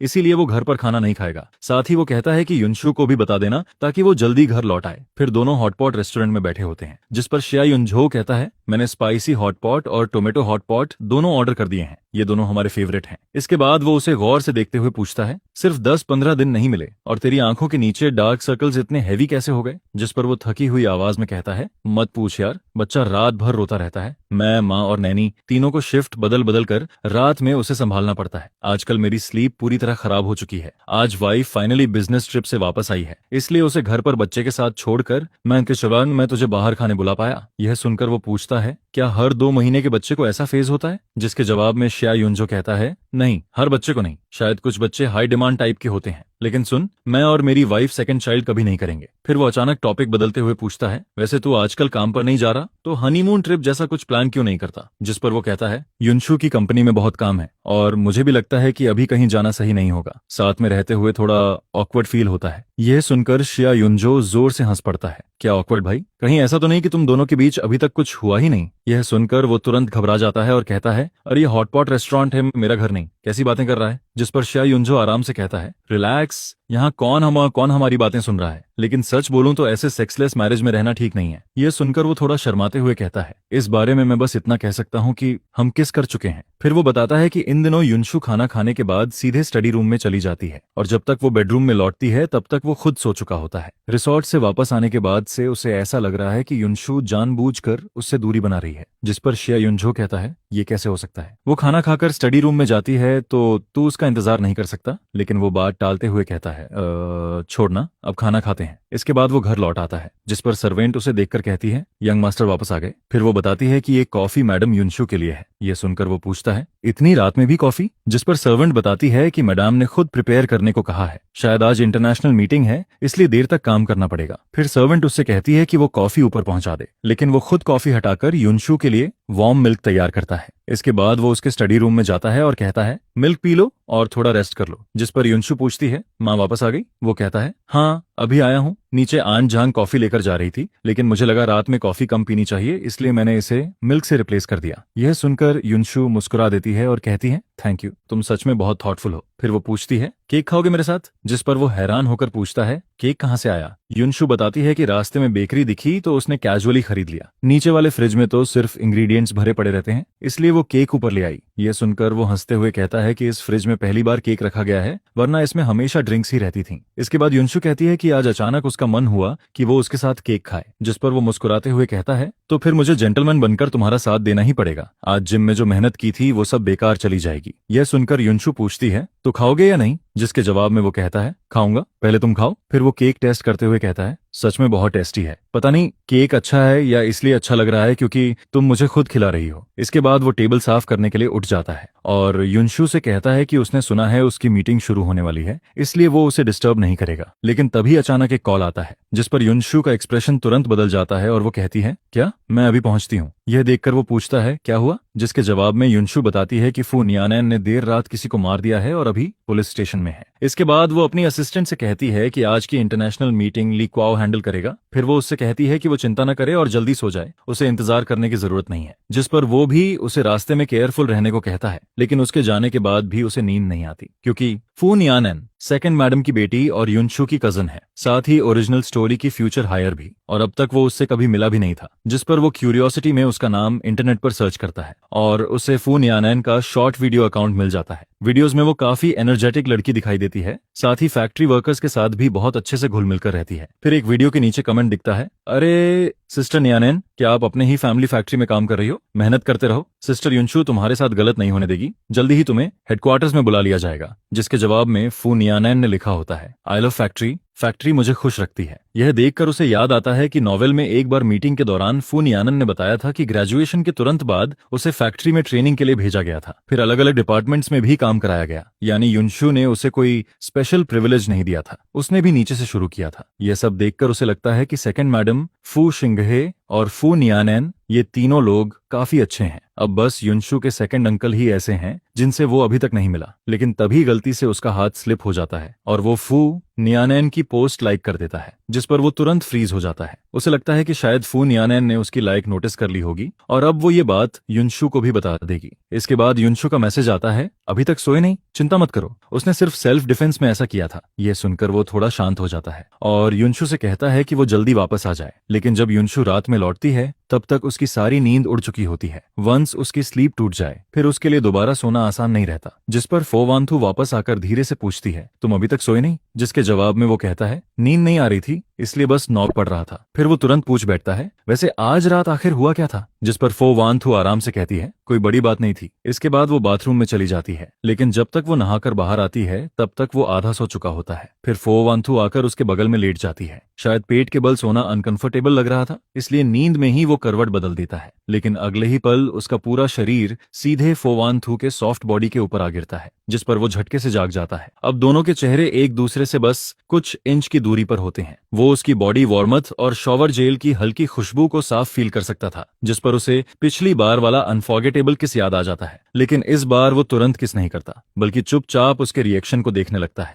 धीरे धीरे फो वांथुर का चेहरा लाल होने लगता है। यह देखकर उसका हार्ट बीट भी तेज हो जाता है। फिर दोनों बस एक दूसरे को देखते रहते हैं और कमरे का एटमॉस्फेयर धीरे धीरे रोमांटिक और एम्बिगियस होने लगता है, जिस पर वो धीरे से उसके करीब आता है और उसके लिप्स पर हल्का सा किस कर देता है। इसके बाद अगली सुबह जब उसकी आंख खुलती है तब तक उसके बगल में सो रही वुमन जा चुकी होती है। वो फोन उठाकर टाइम देखता है और सुबह के 10 बज चुके होते हैं। फिर उसे फो वांथू का मैसेज दिखता है, मैं ऑफिस जा रही हूँ, जिस पर उसके चेहरे पर हल्की स्माइल आ जाती है। वो रिप्लाई करने ही वाला होता है कि तभी उसकी मदर इन लॉ का वीडियो कॉल आ जाता है, जिस पर वो तुरंत कॉल उठाकर कहता है, गुड मॉर्निंग मॉम। यह सुनकर वो हंसते हुए कहती हैं, अरे मैंने कहीं तुम्हारी नींद तो खराब नहीं कर दी? जिसके जवाब में वो कहता है, नहीं मॉम, मैं भी अभी अभी उठा हूँ। फिर वो पूछता है, आप घर वापस आ गई? जिस पर वो कहती हैं, हाँ आज सुबह ही पहुंची हूँ, दोपहर में यहाँ आ जाना, मैं तुम दोनों के लिए बहुत सारे गिफ्ट्स लाई हूँ। जिस पर वो तुरंत हामी भर देता है। इसके बाद जब वो पुराने घर के कोर्टयार्ड में पहुंचता है तब वो देखता है कि उसकी मदर इन लॉ किसी आदमी से बात कर रही हैं। पास जाकर देखने पर उसे पता चलता है कि वो आदमी फो वांथू का सेकंड अंकल है, जिस पर वो पोलिटली ग्रीट करता है। फिर सेकंड अंकल कहते हैं, सुना था तुम्हारी माँ वापस आ गई हैं, इसलिए लिन सिटी लौटने से पहले मिलने आ गया। इसके बाद वो उससे पूछते हैं, आज तुम काम पर नहीं गए? जिस पर उसकी मदर इन लॉ हंसते हुए कहती हैं, अरे अभी अभी तो दोनों की शादी हुई है, इसलिए मैंने सोचा थोड़ा छुट्टी दे दूं। हनीमून पर जाने का भी प्लान था, लेकिन मेरा हाथ टूट गया, इसलिए दोनों मेरे पास रुक गए। यह सुनकर सेकंड अंकल कहते हैं, वैसे भी छुट्टी ले ही रखी है तो घर पर आराम करना बुरा नहीं है। बाद में स्कूल वापस जाकर पढ़ाना शुरू करेगा तो काफी बिजी हो जाएगा। फिर वो अपने बेटे का जिक्र करते हुए कहते हैं, हमारे टीन्हा हा का भी यही हाल है, काम शुरू करो तो फिर एंजॉय करने का टाइम ही नहीं मिलता। रोज इतना बिजी रहता है कि हालत खराब हो जाती है। इसके बाद वो जाने लगते हैं, जिस पर वो कहता है, सेकंड अंकल मैं आपको बाहर तक छोड़ देता हूँ। रास्ते में सेकंड अंकल उससे पूछते हैं, सुना है तुम ऑडिटिंग मेजर पढ़ाते हो? जिसके जवाब में वो कहता है, जी सही सुना आपने। जिस पर सेकंड अंकल कहते हैं, ये फील्ड काफी प्रॉमिसिंग है, तुमने कभी अकाउंटिंग फर्म्स ज्वाइन करने के बारे में नहीं सोचा? कुछ फर्म्स तो इतनी अच्छी हैं कि तुम आराम से चूज कर सकते हो। यह सुनकर वो हल्का मुस्कुरा देता है और कहता है, आप मजाक कर रहे हैं, मैं इतना कैपेबल कहाँ हूं, और वैसे भी अकाउंटिंग फर्म्स में बहुत वर्कलोड होता है, मैं थोड़ा स्टेबल और आराम वाला काम चाहता हूँ। हालांकि उसके मन में आता है कि पिछले लाइफ में उसका सबसे बड़ा सपना बिग 4 फर्म्स में जाना था, लेकिन वो इंटर्नशिप तक हासिल नहीं कर पाया था और उसे अच्छे से पता था कि उन बड़ी फर्म्स में कितना प्रेशर होता है। जिस पर वो आगे कहता है, मेरे लिए एक नॉर्मल लेक्चरर बनकर रहना ही काफी अच्छा है। यह सुनकर सेकंड अंकल बस हल्का सा सिर हिलाते हैं और कुछ नहीं कहते। फिर वो कार में बैठकर वहां से निकल जाते हैं, लेकिन उनके जाने के बाद भी वो उनकी बातों के बारे में सोचता रहता है। तभी ओल्ड मैडम उसका हाथ पकड़कर कहती हैं, आगे से अपने सेकंड अंकल से थोड़ा सावधान रहना। जिस पर वो आगे बताती हैं, उसका दिमाग बहुत चालाक है, सामने कुछ और पीछे कुछ और करता है, बहुत केयरफुल रहना। फिर वो पुराने दिनों की बातें बताने लगती हैं। जब मैं और तुम्हारे फादर बिजनेस शुरू कर रहे थे, तब ग्रैंडफादर ने हमें कुछ शुरुआती पैसे दिए थे, लेकिन फोकिन्हा वी को लगा कि ग्रैंडफादर उसे इग्नोर कर रहे हैं, इसलिए उसने भी पैसे मांगे और हमारे जैसा बिजनेस शुरू किया। लेकिन बाद में जब हमारा बिजनेस सक्सेसफुल हो गया, तब वो जिद करने लगा कि ग्रैंडफादर ने सीक्रेटली हमें एक्स्ट्रा सपोर्ट दिया था, इसलिए वो कंपनी का आधा हिस्सा मांगने लगा। उस वक्त ग्रैंडफादर बहुत बीमार थे। तुम्हारे फादर नहीं चाहते थे कि फैमिली फाइट की वजह से वो चैन से आंखें भी बंद न कर पाएं, इसलिए उन्होंने कंपनी का आधा हिस्सा उसे दे दिया। लेकिन बाद में वो उस हिस्से को लेकर सीधे लिन सिटी चला गया और अलग कंपनी शुरू कर दी। हमेशा यही साबित करना चाहता था कि वो हमसे ज्यादा कैपेबल है, लेकिन इतने सालों बाद भी उसकी कंपनी में कोई खास प्रोग्रेस नहीं हुई। आज वो यहाँ सिर्फ इसलिए आया था ताकि मेरे थ्रू वांथू पर प्रेशर डाल सके और कुछ प्रोजेक्ट्स अपने लिए ले सके। यह सुनकर उसे भी समझ आ जाता है कि यह आदमी बाहर से काम दिखता है, लेकिन अंदर से काफी नैरो माइंडेड और कैलकुलेटिंग है। फिर ओल्ड मैडम आगे कहती हैं, पहले वो टीन्हा हा को भी फो ग्रुप हेडक्वार्टर्स में भेजना चाहता था, लेकिन टीन्हा हा खुद वहां काम नहीं करना चाहता था, इसलिए वांथू ने उसे टूरिज्म एरिया में काम दिलवा दिया। अभी उसकी बातों में भी हिडन कंप्लेन थी। वो इनडायरेक्टली ब्लेम कर रहा था कि वांथू ने उसके बेटे को हेडक्वार्टर्स में जगह नहीं दी। जब नयानैन ने ग्रेजुएशन के बाद फैक्ट्री से ट्रेनिंग शुरू की थी, तब भी वो लगातार कंप्लेन करता रहता था। उसका हिसाब किताब वाला नेचर तो इतना एनोइंग है कि मैं अब उसके बारे में बोलना भी नहीं चाहती। इसके बाद वो टॉपिक खत्म करते हुए कहती हैं, बस इतना याद रखना कि तुम्हें अंदर से समझदार रहना है। फिर वो अचानक खुश होकर कहती हैं, मेरी एक फ्रेंड का बेटा ऑक्शन हाउस में काम करता है। कल मैं एक ऑक्शन में गई थी और वहां से कुछ चीजें खरीदी हैं, चलो बॉक्स खोलकर देखो। जिस पर वो बॉक्स खोलता है, अंदर काफी एक्सपेंसिव कलेक्टिबल्स रखे होते हैं। फिर ओल्ड मैडम कहती हैं, इन्हें संभाल कर रखना, मौका मिले तो यूज करना, नहीं तो कलेक्शन बनाकर रख देना, ये सब काफी वैल्यूएबल है। यह देखकर उसे साफ समझ आ जाता है कि ओल्ड मैडम सच में उससे बहुत प्यार करती हैं। फिर वो प्यार से कहती हैं, मुझे पता है तुम अच्छे और समझदार बच्चे हो, लेकिन पूरे दिन मेरे साथ मत बैठे रहा करो, तुम्हारा जो काम है वो करो। जिस पर वो मुस्कुराकर कहता है, ठीक है मॉम, मैं चलता हूँ, आप अच्छे से रेस्ट कीजिए, कल फिर मिलने आऊंगा। इसके बाद वो ड्राइविंग प्रैक्टिस के लिए बाहर निकलता है, क्योंकि वो सोच रहा था कि आगे जाकर खुद कार चलाकर काम पर जाएगा। लेकिन घर से थोड़ी ही दूर पहुंचा होता है कि अचानक पीछे से कोई उसकी कार में टक्कर मार देता है। जिस पर वो गुस्से में बाहर निकलकर कहता है, तुम गाड़ी चलाना जानते भी हो या नहीं? लेकिन दूसरी कार से एक लड़की बाहर निकलती है और फ्लर्ट करते हुए कहती है, हेलो हैंडसम, वीचैट दे दो ना, हम प्राइवेट चैट में बात कर लेंगे, कार रिपेयर का जितना पैसा लगेगा मैं दे दूंगी। लेकिन वो उसकी बातों पर बिल्कुल ध्यान नहीं देता। वो सीधे जाकर कार चेक करता है और देखता है कि पीछे बम्पर दब गया है। जिस पर वो ठंडे चेहरे से कहता है, कोई प्राइवेट चैट नहीं होगा, मैं पुलिस को कॉल कर रहा हूँ। उसे साफ पता था कि ऐसे प्राइवेट सेटलमेंट बाद में और बड़ी प्रॉब्लम्स खड़ी कर सकते हैं। इसके बाद ट्रैफिक पुलिस जल्दी ही वहां पहुंच जाती है और दोनों को गाड़ियां साइड में लगाने के लिए कहती है ताकि मामला सेफली हैंडल हो सके। लेकिन तभी सामने एक ब्लैक कार आकर रुकती है और अगले ही पल फोवानथू जल्दी से बाहर निकलती है। जिस पर वो घबराकर पूछती है, अनथान तुम ठीक हो ना? जिसके जवाब में वो कहता है, मैं ठीक हूँ, गलती सामने वाली की थी, ट्रैफिक पुलिस सब हैंडल कर चुकी है। फिर वो हैरानी से पूछता है, लेकिन तुम यहाँ कैसे पहुंच गई? जिस पर फोवानथू कहती है, तिन्हा हा ने मुझे बताया, मुझे चिंता हो रही थी इसलिए खुद देखने चली आई। ये सुनकर वो मन ही मन सोचने लगता है कि फो तिन्हा हा का मुंह सच में बहुत फास्ट है।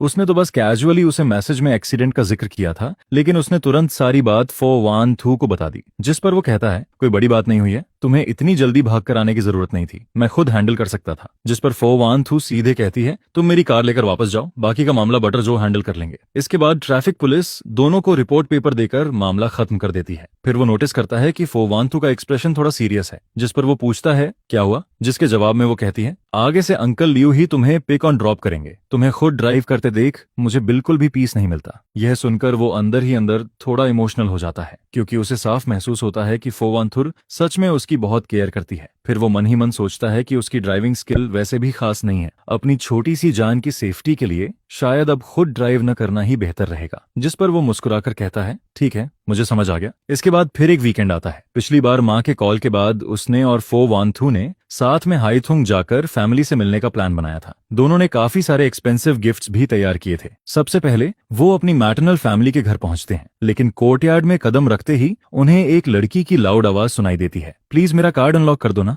मुझे सच में अपनी गलती का एहसास हो गया है, आगे से ऐसा नहीं करूंगी। जिस पर उसे याद आता है कि ये कॉक किम निगियन है, ओरिजिनल ओनर की बायोलॉजिकल मदर और स्टेप फादर की बेटी। अभी वो 10th क्लास में पढ़ती है और उसका नेचर काफी रिबेलियस है। उसे याद आता है कि पहले इस लड़की ने उससे पैसे मांगे थे, उसने उसे 5000 युआन ट्रांसफर किए थे, लेकिन उसने उसे भी कम बता दिया। जिस पर उसने दोबारा पैसे भेजने से मना कर दिया था और कहा था कि जाकर अपने फादर से मांगो। अब वो सोचने लगता है कि इस बार आखिर उसने कौन सी ट्रबल क्रिएट कर दी है। तभी सर्वेंट अंदर आकर अनाउंस करता है, मास्टर और यंग मैडम आ गए हैं। यह सुनते ही उसके स्टेप फादर खुश होकर कहते हैं, अरे अंथान और वानथू आ गए। फिर वो कहते हैं, तुम्हारी माँ ब्यूटी ट्रीटमेंट के लिए बाहर गई है, मैं उसे अभी कॉल करके वापस बुलाता हूँ। लेकिन तभी किम नियन मुंह बनाते हुए कंप्लेन करती है, डैड आप कितने बायस्ड हैं, मैं वापस आती हूँ तो आपका चेहरा चिड़चिड़ा रहता है, लेकिन भाई आते ही आप फूल की तरह खिल जाते हो, जबकि रियल डॉटर तो मैं हूँ। जिस पर उसके स्टेप फादर बिना छुपाए कह देते हैं, हाँ मैं बायस्ड हूँ, अगर तुम अपने भाई जितनी समझदार होती तो मैं भी तुम्हारे साथ हंसकर बात करता। यह सुनकर किम नियन तुरंत फो वान थू के पास जाकर बोलती है, सिस्टर इन लॉ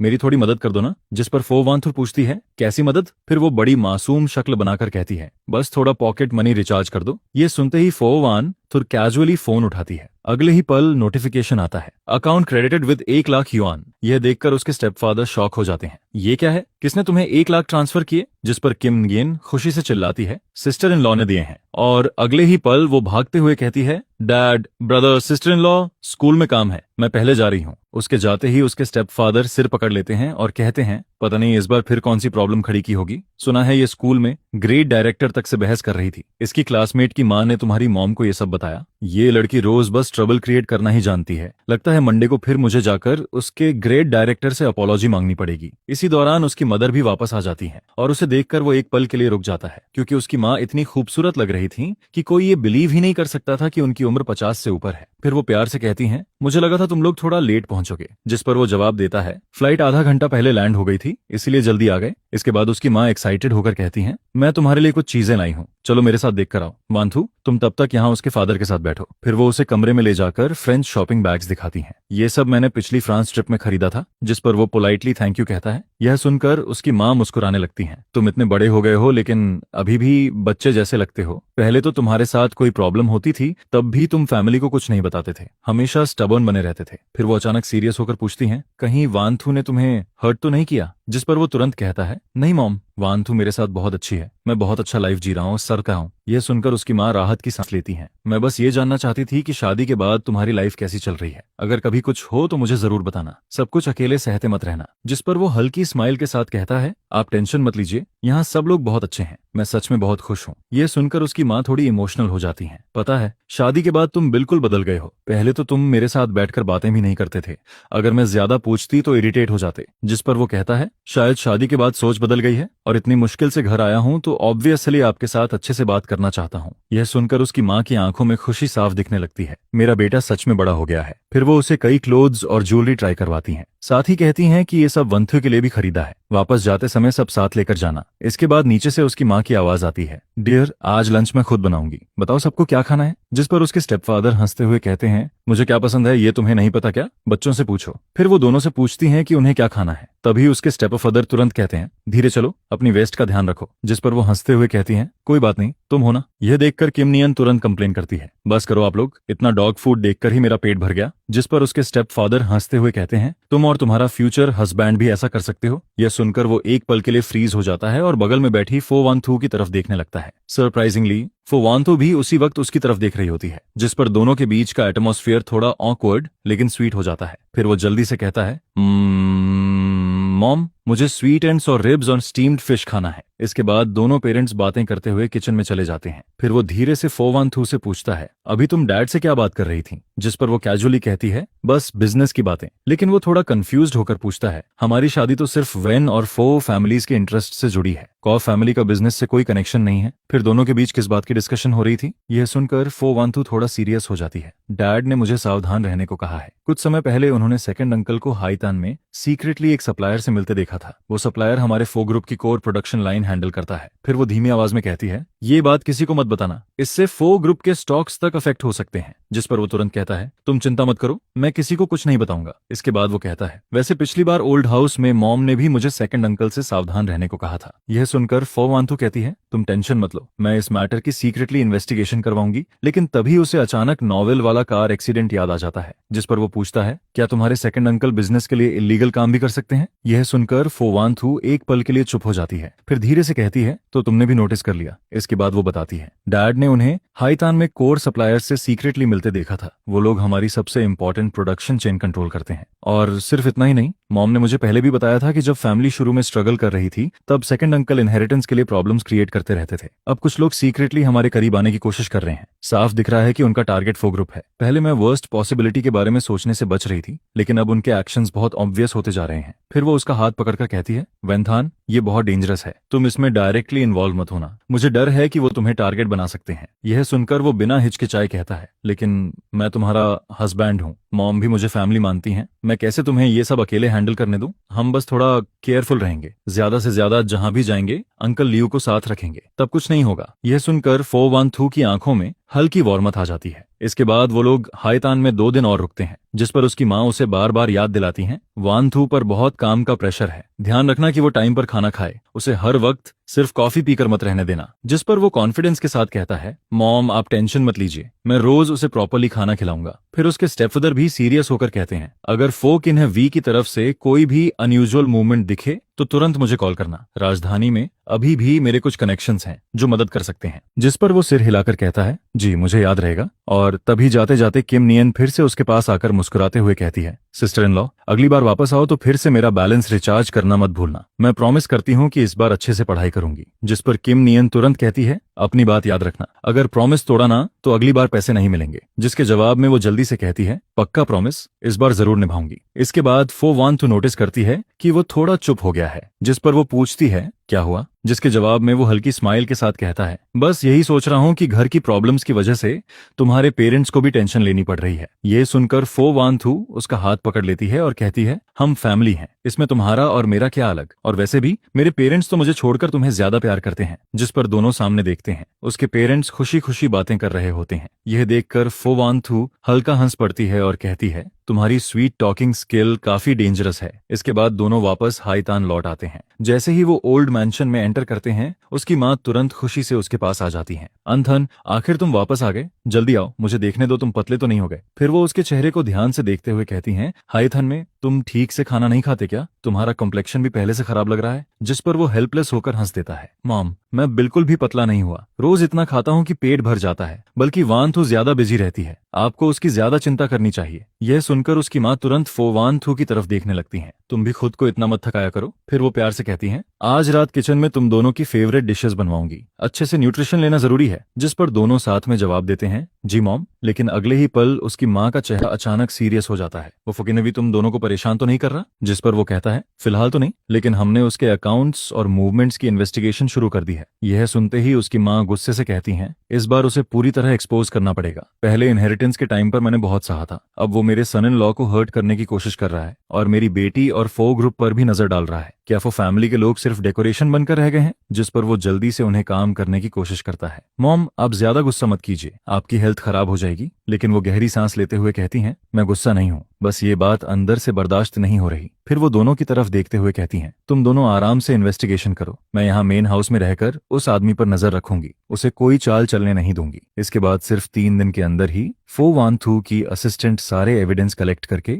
वापस राजधानी लौट आती है, जिस पर वो रिपोर्ट देते हुए कहती है, प्रेसिडेंट, सारी इन्वेस्टिगेशन क्लियर हो चुकी है। वाइस प्रेसिडेंट फो ने लिन सिटी ब्रांच के फंड्स में गड़बड़ की है। उसने 300 मिलियन युआन अपनी पर्सनल डेट्स चुकाने में इस्तेमाल किए हैं। सिर्फ इतना ही नहीं, उसने बाहर के कॉम्पिटिटर्स के साथ मिलकर वेस्ट सिटी वाले कोर प्रोजेक्ट को हथियाने की भी प्लानिंग की है। और सबसे डेंजरस बात यह है कि उसने सीक्रेटली आपकी कार के ब्रेक सिस्टम के साथ छेड़छाड़ करवाई थी। वो एक्सीडेंट क्रिएट करना चाहता था। यह सुनकर उसे तुरंत प्रीवियस असिस्टेंट का कार एक्सीडेंट याद आ जाता है। अब उसे समझ आता है कि वो सब भी उसी आदमी की प्लानिंग थी। जिस पर फोवानथुर कोल्ड एक्सप्रेशन के साथ कहती है, कल सुबह 10 बजे इमरजेंसी बोर्ड मीटिंग अरेंज करो। अगले दिन बोर्ड मीटिंग शुरू होती है एंड फोवानथुर सबके सामने अनाउंस करती है, फो किन्ह वी ने अपनी पोजीशन का मिसयूज करके कंपनी फंड्स एम्बेजल किए हैं, साथ ही कंपनी प्रेसिडेंट की हत्या की कोशिश भी की है। सारे एविडेंस कंफर्म हो चुके हैं। आज से उसे उसके सारे पोजीशन से रिमूव किया जाता है और लॉ के हिसाब से क्रिमिनल इन्वेस्टिगेशन शुरू होगी। यह सुनकर फो किन्ह वी तुरंत गुस्से में चिल्लाने लगता है, ये सब झूठ है, तुम लोग मुझे फंसा रहे हो। जिस पर फोवानथु बिना एक्सप्रेशन बदले कहती है, तुम्हें फंसाया गया है या नहीं, इसका जवाब जज देगा। इसके बाद यह खबर ओल्ड मैंशन तक पहुंच जाती है, जिस पर सेकंड मैडम गुस्से में चिल्लाती है, फोवानथु, तुम्हारी हिम्मत कैसे हुई मेरे हस्बैंड को अरेस्ट करवाने की? हमने तुम्हारे साथ कभी बुरा नहीं किया। लेकिन तभी ओल्ड मैडम गुस्से में टेबल पर हाथ मारती हैं। उसने मेरी बेटी और सन इन लॉ को नुकसान पहुंचाने की कोशिश की है। अगर तुमने और ड्रामा किया तो मैं तुम्हें भी इन्वेस्टिगेशन में घसीट दूंगी। इसके बाद पूरा मामला फाइनली सेटल हो जाता है। जिस पर फो वानथुर थकी हुई आवाज में उससे कहती है, अब आगे से कोई तुम्हें बली नहीं कर पाएगा। जिसके जवाब में वो मुस्कुराकर कहता है, ये सब तुम्हारी और मॉम की वजह से पॉसिबल हुआ है। फिर वो पूछता है, वैसे फो निम का क्या होगा? जिस पर फो वंथु कहती है, उसने शुरू से आखिर तक कुछ गलत नहीं किया, बल्कि सीक्रेटली अपने फादर को रोकने की कोशिश करता रहा। वो एक समझदार बच्चा है, इसलिए मैं उसे फो ग्रुप के बेस लेवल डिपार्टमेंट से ट्रेनिंग शुरू करवाऊंगी। आगे वो अपनी एबिलिटी के दम पर आगे बढ़ेगा। यह सुनकर वो तुरंत कहता है, तुमने बिल्कुल सही डिसीजन लिया। इसके बाद वो फिर से यूनिवर्सिटी में क्लासेस लेना शुरू कर देता है, जिस पर उसके कॉलेग्स और स्टूडेंट्स उसे देखकर एक्साइटेड हो जाते हैं। एक कॉलेग शर्मिंदा होकर कहता है, प्रोफेसर वेन, पहले मैंने गलतफहमी में आपके बारे में काफी उल्टा सीधा बोला था, प्लीज उसे दिल पर मत लीजिए। जिस पर वो मुस्कुराकर कहता है, कोई बात नहीं, हम सब कोलेग्स हैं, पुरानी बातों को भूल जाओ। यह सुनकर सामने वाला तुरंत राहत की सांस लेता है। फिर स्टूडेंट्स भी उसके आसपास इकट्ठा हो जाते हैं। प्रोफेसर वेन, आपकी टीचिंग इतनी इजी टू अंडरस्टैंड होती है, आप तो हमारे सेवर हो। प्रोफेसर वेन, जल्दी न्यू शॉर्ट वीडियोस अपलोड कीजिए ना, हम सब इंतजार कर रहे हैं। जिस पर वो हंसते हुए कहता है, ठीक है, मैं कोशिश करूंगा ज्यादा वीडियोस अपलोड करने की। इसके बाद शाम को फो वानथु उसे पिक करने आती है, जिस पर वो पूछती है, आज क्लासेस कैसी थीं?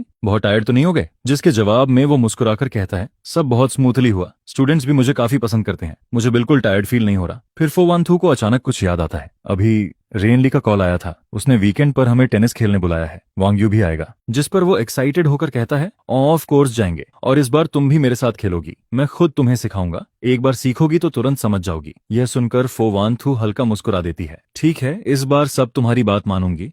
इसके बाद वीकेंड पर दोनों रेन लई के घर पहुंचते हैं, जिस पर वांग यू उन्हें देखते ही कहता है, ब्रोदर इन लॉ, आखिर तुम दोनों आ ही गए। मैंने आपका टेनिस वाला वीडियो देखा था, व्यू बहुत हाई थे, आप सच में अच्छा खेलते हो। जिस पर वो हंसते हुए कहता है, बस फन के लिए खेलता हूँ, कोई प्रोफेशनल प्लेयर नहीं हूँ। फिर वांग यू मजाक करते हुए कहता है, अब तो आप इंटरनेट सेलिब्रिटी टीचर बन चुके हो, अगली बार वीडियो शूट करो तो मुझे भी साथ लेना। जिस पर वो जवाब देता है, जब चाहो आ जाना, बस मेरे साथ प्रैक्टिस करने का टाइम निकालना पड़ेगा। इसके बाद एक रात दोनों ओल्ड मैंशन में डिनर कर रहे होते हैं। तभी अचानक ओल्ड मैडम चॉपस्टिक्स नीचे रख देती हैं, जिस पर वो सीरियस होकर कहती हैं, मुझे तुम दोनों से एक जरूरी बात करनी है। फिर वो सीधे अनथान की तरफ देखकर कहती हैं, तुम दोनों की शादी को आधे साल से ज्यादा हो गया है, रिलेशनशिप भी इतना अच्छा है, तो क्या अब मुझे जल्दी से ग्रैंड चाइल्ड गोद में लेने का मौका नहीं मिलेगा? मैं पूरे दिन घर में खाली रहती हूँ, बस बच्चों की देखभाल करना चाहती हूँ। यह सुनकर वो थोड़ा ऑकवर्ड होकर कहता है, मॉम, ये सब नेचुरली होने दीजिए। लेकिन ओल्ड मैडम तुरंत कहती हैं, नेचुरली क्या, मैं तो रोज इंतजार कर रही हूँ कि कब मुझे ग्रैंड चाइल्ड देखने को मिले, मैं खुद उन्हें हेल्दी और चबी बनाकर बड़ा करूंगी। यह सुनकर फो वानथुर शर्म से उसकी तरफ देखने लगती है और उसके दिमाग में फ्यूचर इमेजिनेशन चलने लगती है। फिर सीन बदलता है, जिस पर अचानक फो वानथु एक्साइटेड होकर उसके सामने रिपोर्ट लेकर आती है, अनथान, देखो मैं प्रेग्नेंट हूँ, डॉक्टर ने कहा है कि 6 वीक्स हो चुके हैं। यह सुनते ही वो पूरी तरह फ्रीज हो जाता है। फिर अगले ही पल खुशी से उसकी आंखें चमकने लगती हैं, सच में मैं फादर बनने वाला हूँ। और ओल्ड मैडम भी खुशी से लगभग रो पड़ती हैं, मैं फाइनली ग्रैंड मदर बनने वाली हूँ। इसके बाद मैंशन पूरी तरह एक्साइटमेंट से भर जाता है। वांतु को सॉर फूड चाहिए या स्वीट, किचन जल्दी प्रिपेयर करो। अंथन, तुम भी ध्यान रखना, अगर रात में उसे भूख लगे तो तुरंत किचन बुलाना। फिर एक रात फोवंथु कहती है, अंथन मेरे पैरों में सूजन आ गई है, जिस पर वो तुरंत उसके पास बैठकर कहता है, मैं मसाज कर देता हूँ। यह सुनकर वो धीरे से कहती है, धीरे करना। कभी वो रात में भूख लगने की बात करती है तो वो तुरंत उठकर उसके लिए वोंटन बनाने किचन चला जाता है, जिस पर फो वांथू उससे पूछती है, क्या तुम्हें ये सब ट्रबलसम नहीं लगता? लेकिन वो बिना सोचे जवाब देता है, नेवर, तुम और हमारा बच्चा मेरी जिंदगी का सबसे प्रेशियस ट्रेजर हो। इसके बाद आखिरकार फोवांथु सेफली ट्विंस को जन्म देती है, एक बेबी बॉय जिसकी आंखें बिल्कुल उसकी तरह थीं और एक बेबी गर्ल जो बिल्कुल फोवांथु जैसी लगती थी, इतनी क्यूट जैसे जैड से बनी डॉल हो। जिस पर वो इमोशनल होकर कहता है, देखो इन्हें, ये दोनों हम दोनों जैसे लग रहे हैं। यह सुनकर फोवांथु की आंखों से तुरंत आंसू गिरने लगते हैं। सच में हमारे बच्चे कितने खूबसूरत हैं। इसके बाद ओल्ड मैडम दोनों बेबीज को गोद में लेकर खुशी से कहती हैं, बहुत अच्छा, आखिर हमारी फैमिली की नेक्स्ट जनरेशन आ गई। फिर पूरा फो फैमिली मैंशन सेलिब्रेशन में बिजी हो जाता है। उसी दिन ग्रैंड बैंक्वेट ऑर्गेनाइज किया जाता है, जिस पर गेस्ट्स बच्चों को देखकर कहते हैं, ये बेबीज कितने क्यूट हैं, हमें 2 दिन के लिए घर ले जाने दो ना। यह सुनकर बाकी लोग हंसने लगते हैं। फिर वो धीरे से फो वांथू का हाथ पकड़ता है और दोनों सामने चल रही वार्म और लाइवली फैमिली गैदरिंग को देखते रहते हैं। जिस पर फो वांथू धीरे से कहती है, अनाथान, थैंक यू, तुमने मुझे इतना कंप्लीट फैमिली दिया। लेकिन वो उसकी तरफ देखकर मुस्कुरा देता है। वांथू, थैंक यू तो मुझे कहना चाहिए। रात गहराने लगती है, जिस पर दोनों बच्चे अपने छोटे से क्रैडल में चैन से सो रहे होते हैं। कमरे में हल्की वार्म लाइट फैली होती है और पूरा माहौल बेहद पीसफुल लग रहा होता है। जिस पर फो वांथू धीरे से उसके कंधे पर सिर रखकर पूछती है, आनाथान, क्या हम हमेशा ऐसे ही खुश रहेंगे? यह सुनकर वो बिना एक पल सोचे हल्की स्माइल के साथ कहता है, हाँ हमेशा, इस जिंदगी में ये कभी नहीं बदलेगा। फिर वो दोनों अपने सोते हुए बच्चों को देखते रहते हैं। हेल्दी पेरेंट्स, सुरक्षित और खुश बच्चे और एक दूसरे का साथ, बस यही सिंपल लेकिन सबसे खूबसूरत जिंदगी थी। जिस पर वो मन ही मन सोचता है कि पेरेंट्स हेल्दी रहें, बच्चे सुरक्षित बड़े हों और हम हमेशा एक दूसरे के साथ रहें। एक ऐसी जिंदगी जो शांति, वार्मथ और एंडलेस प्यार से भरी हो, आसमान में चमकते स्टार्स की तरह जेंटल और खूबसूरत। यही तो वो लाइफ है जिसकी उसने हमेशा से चाहत की थी।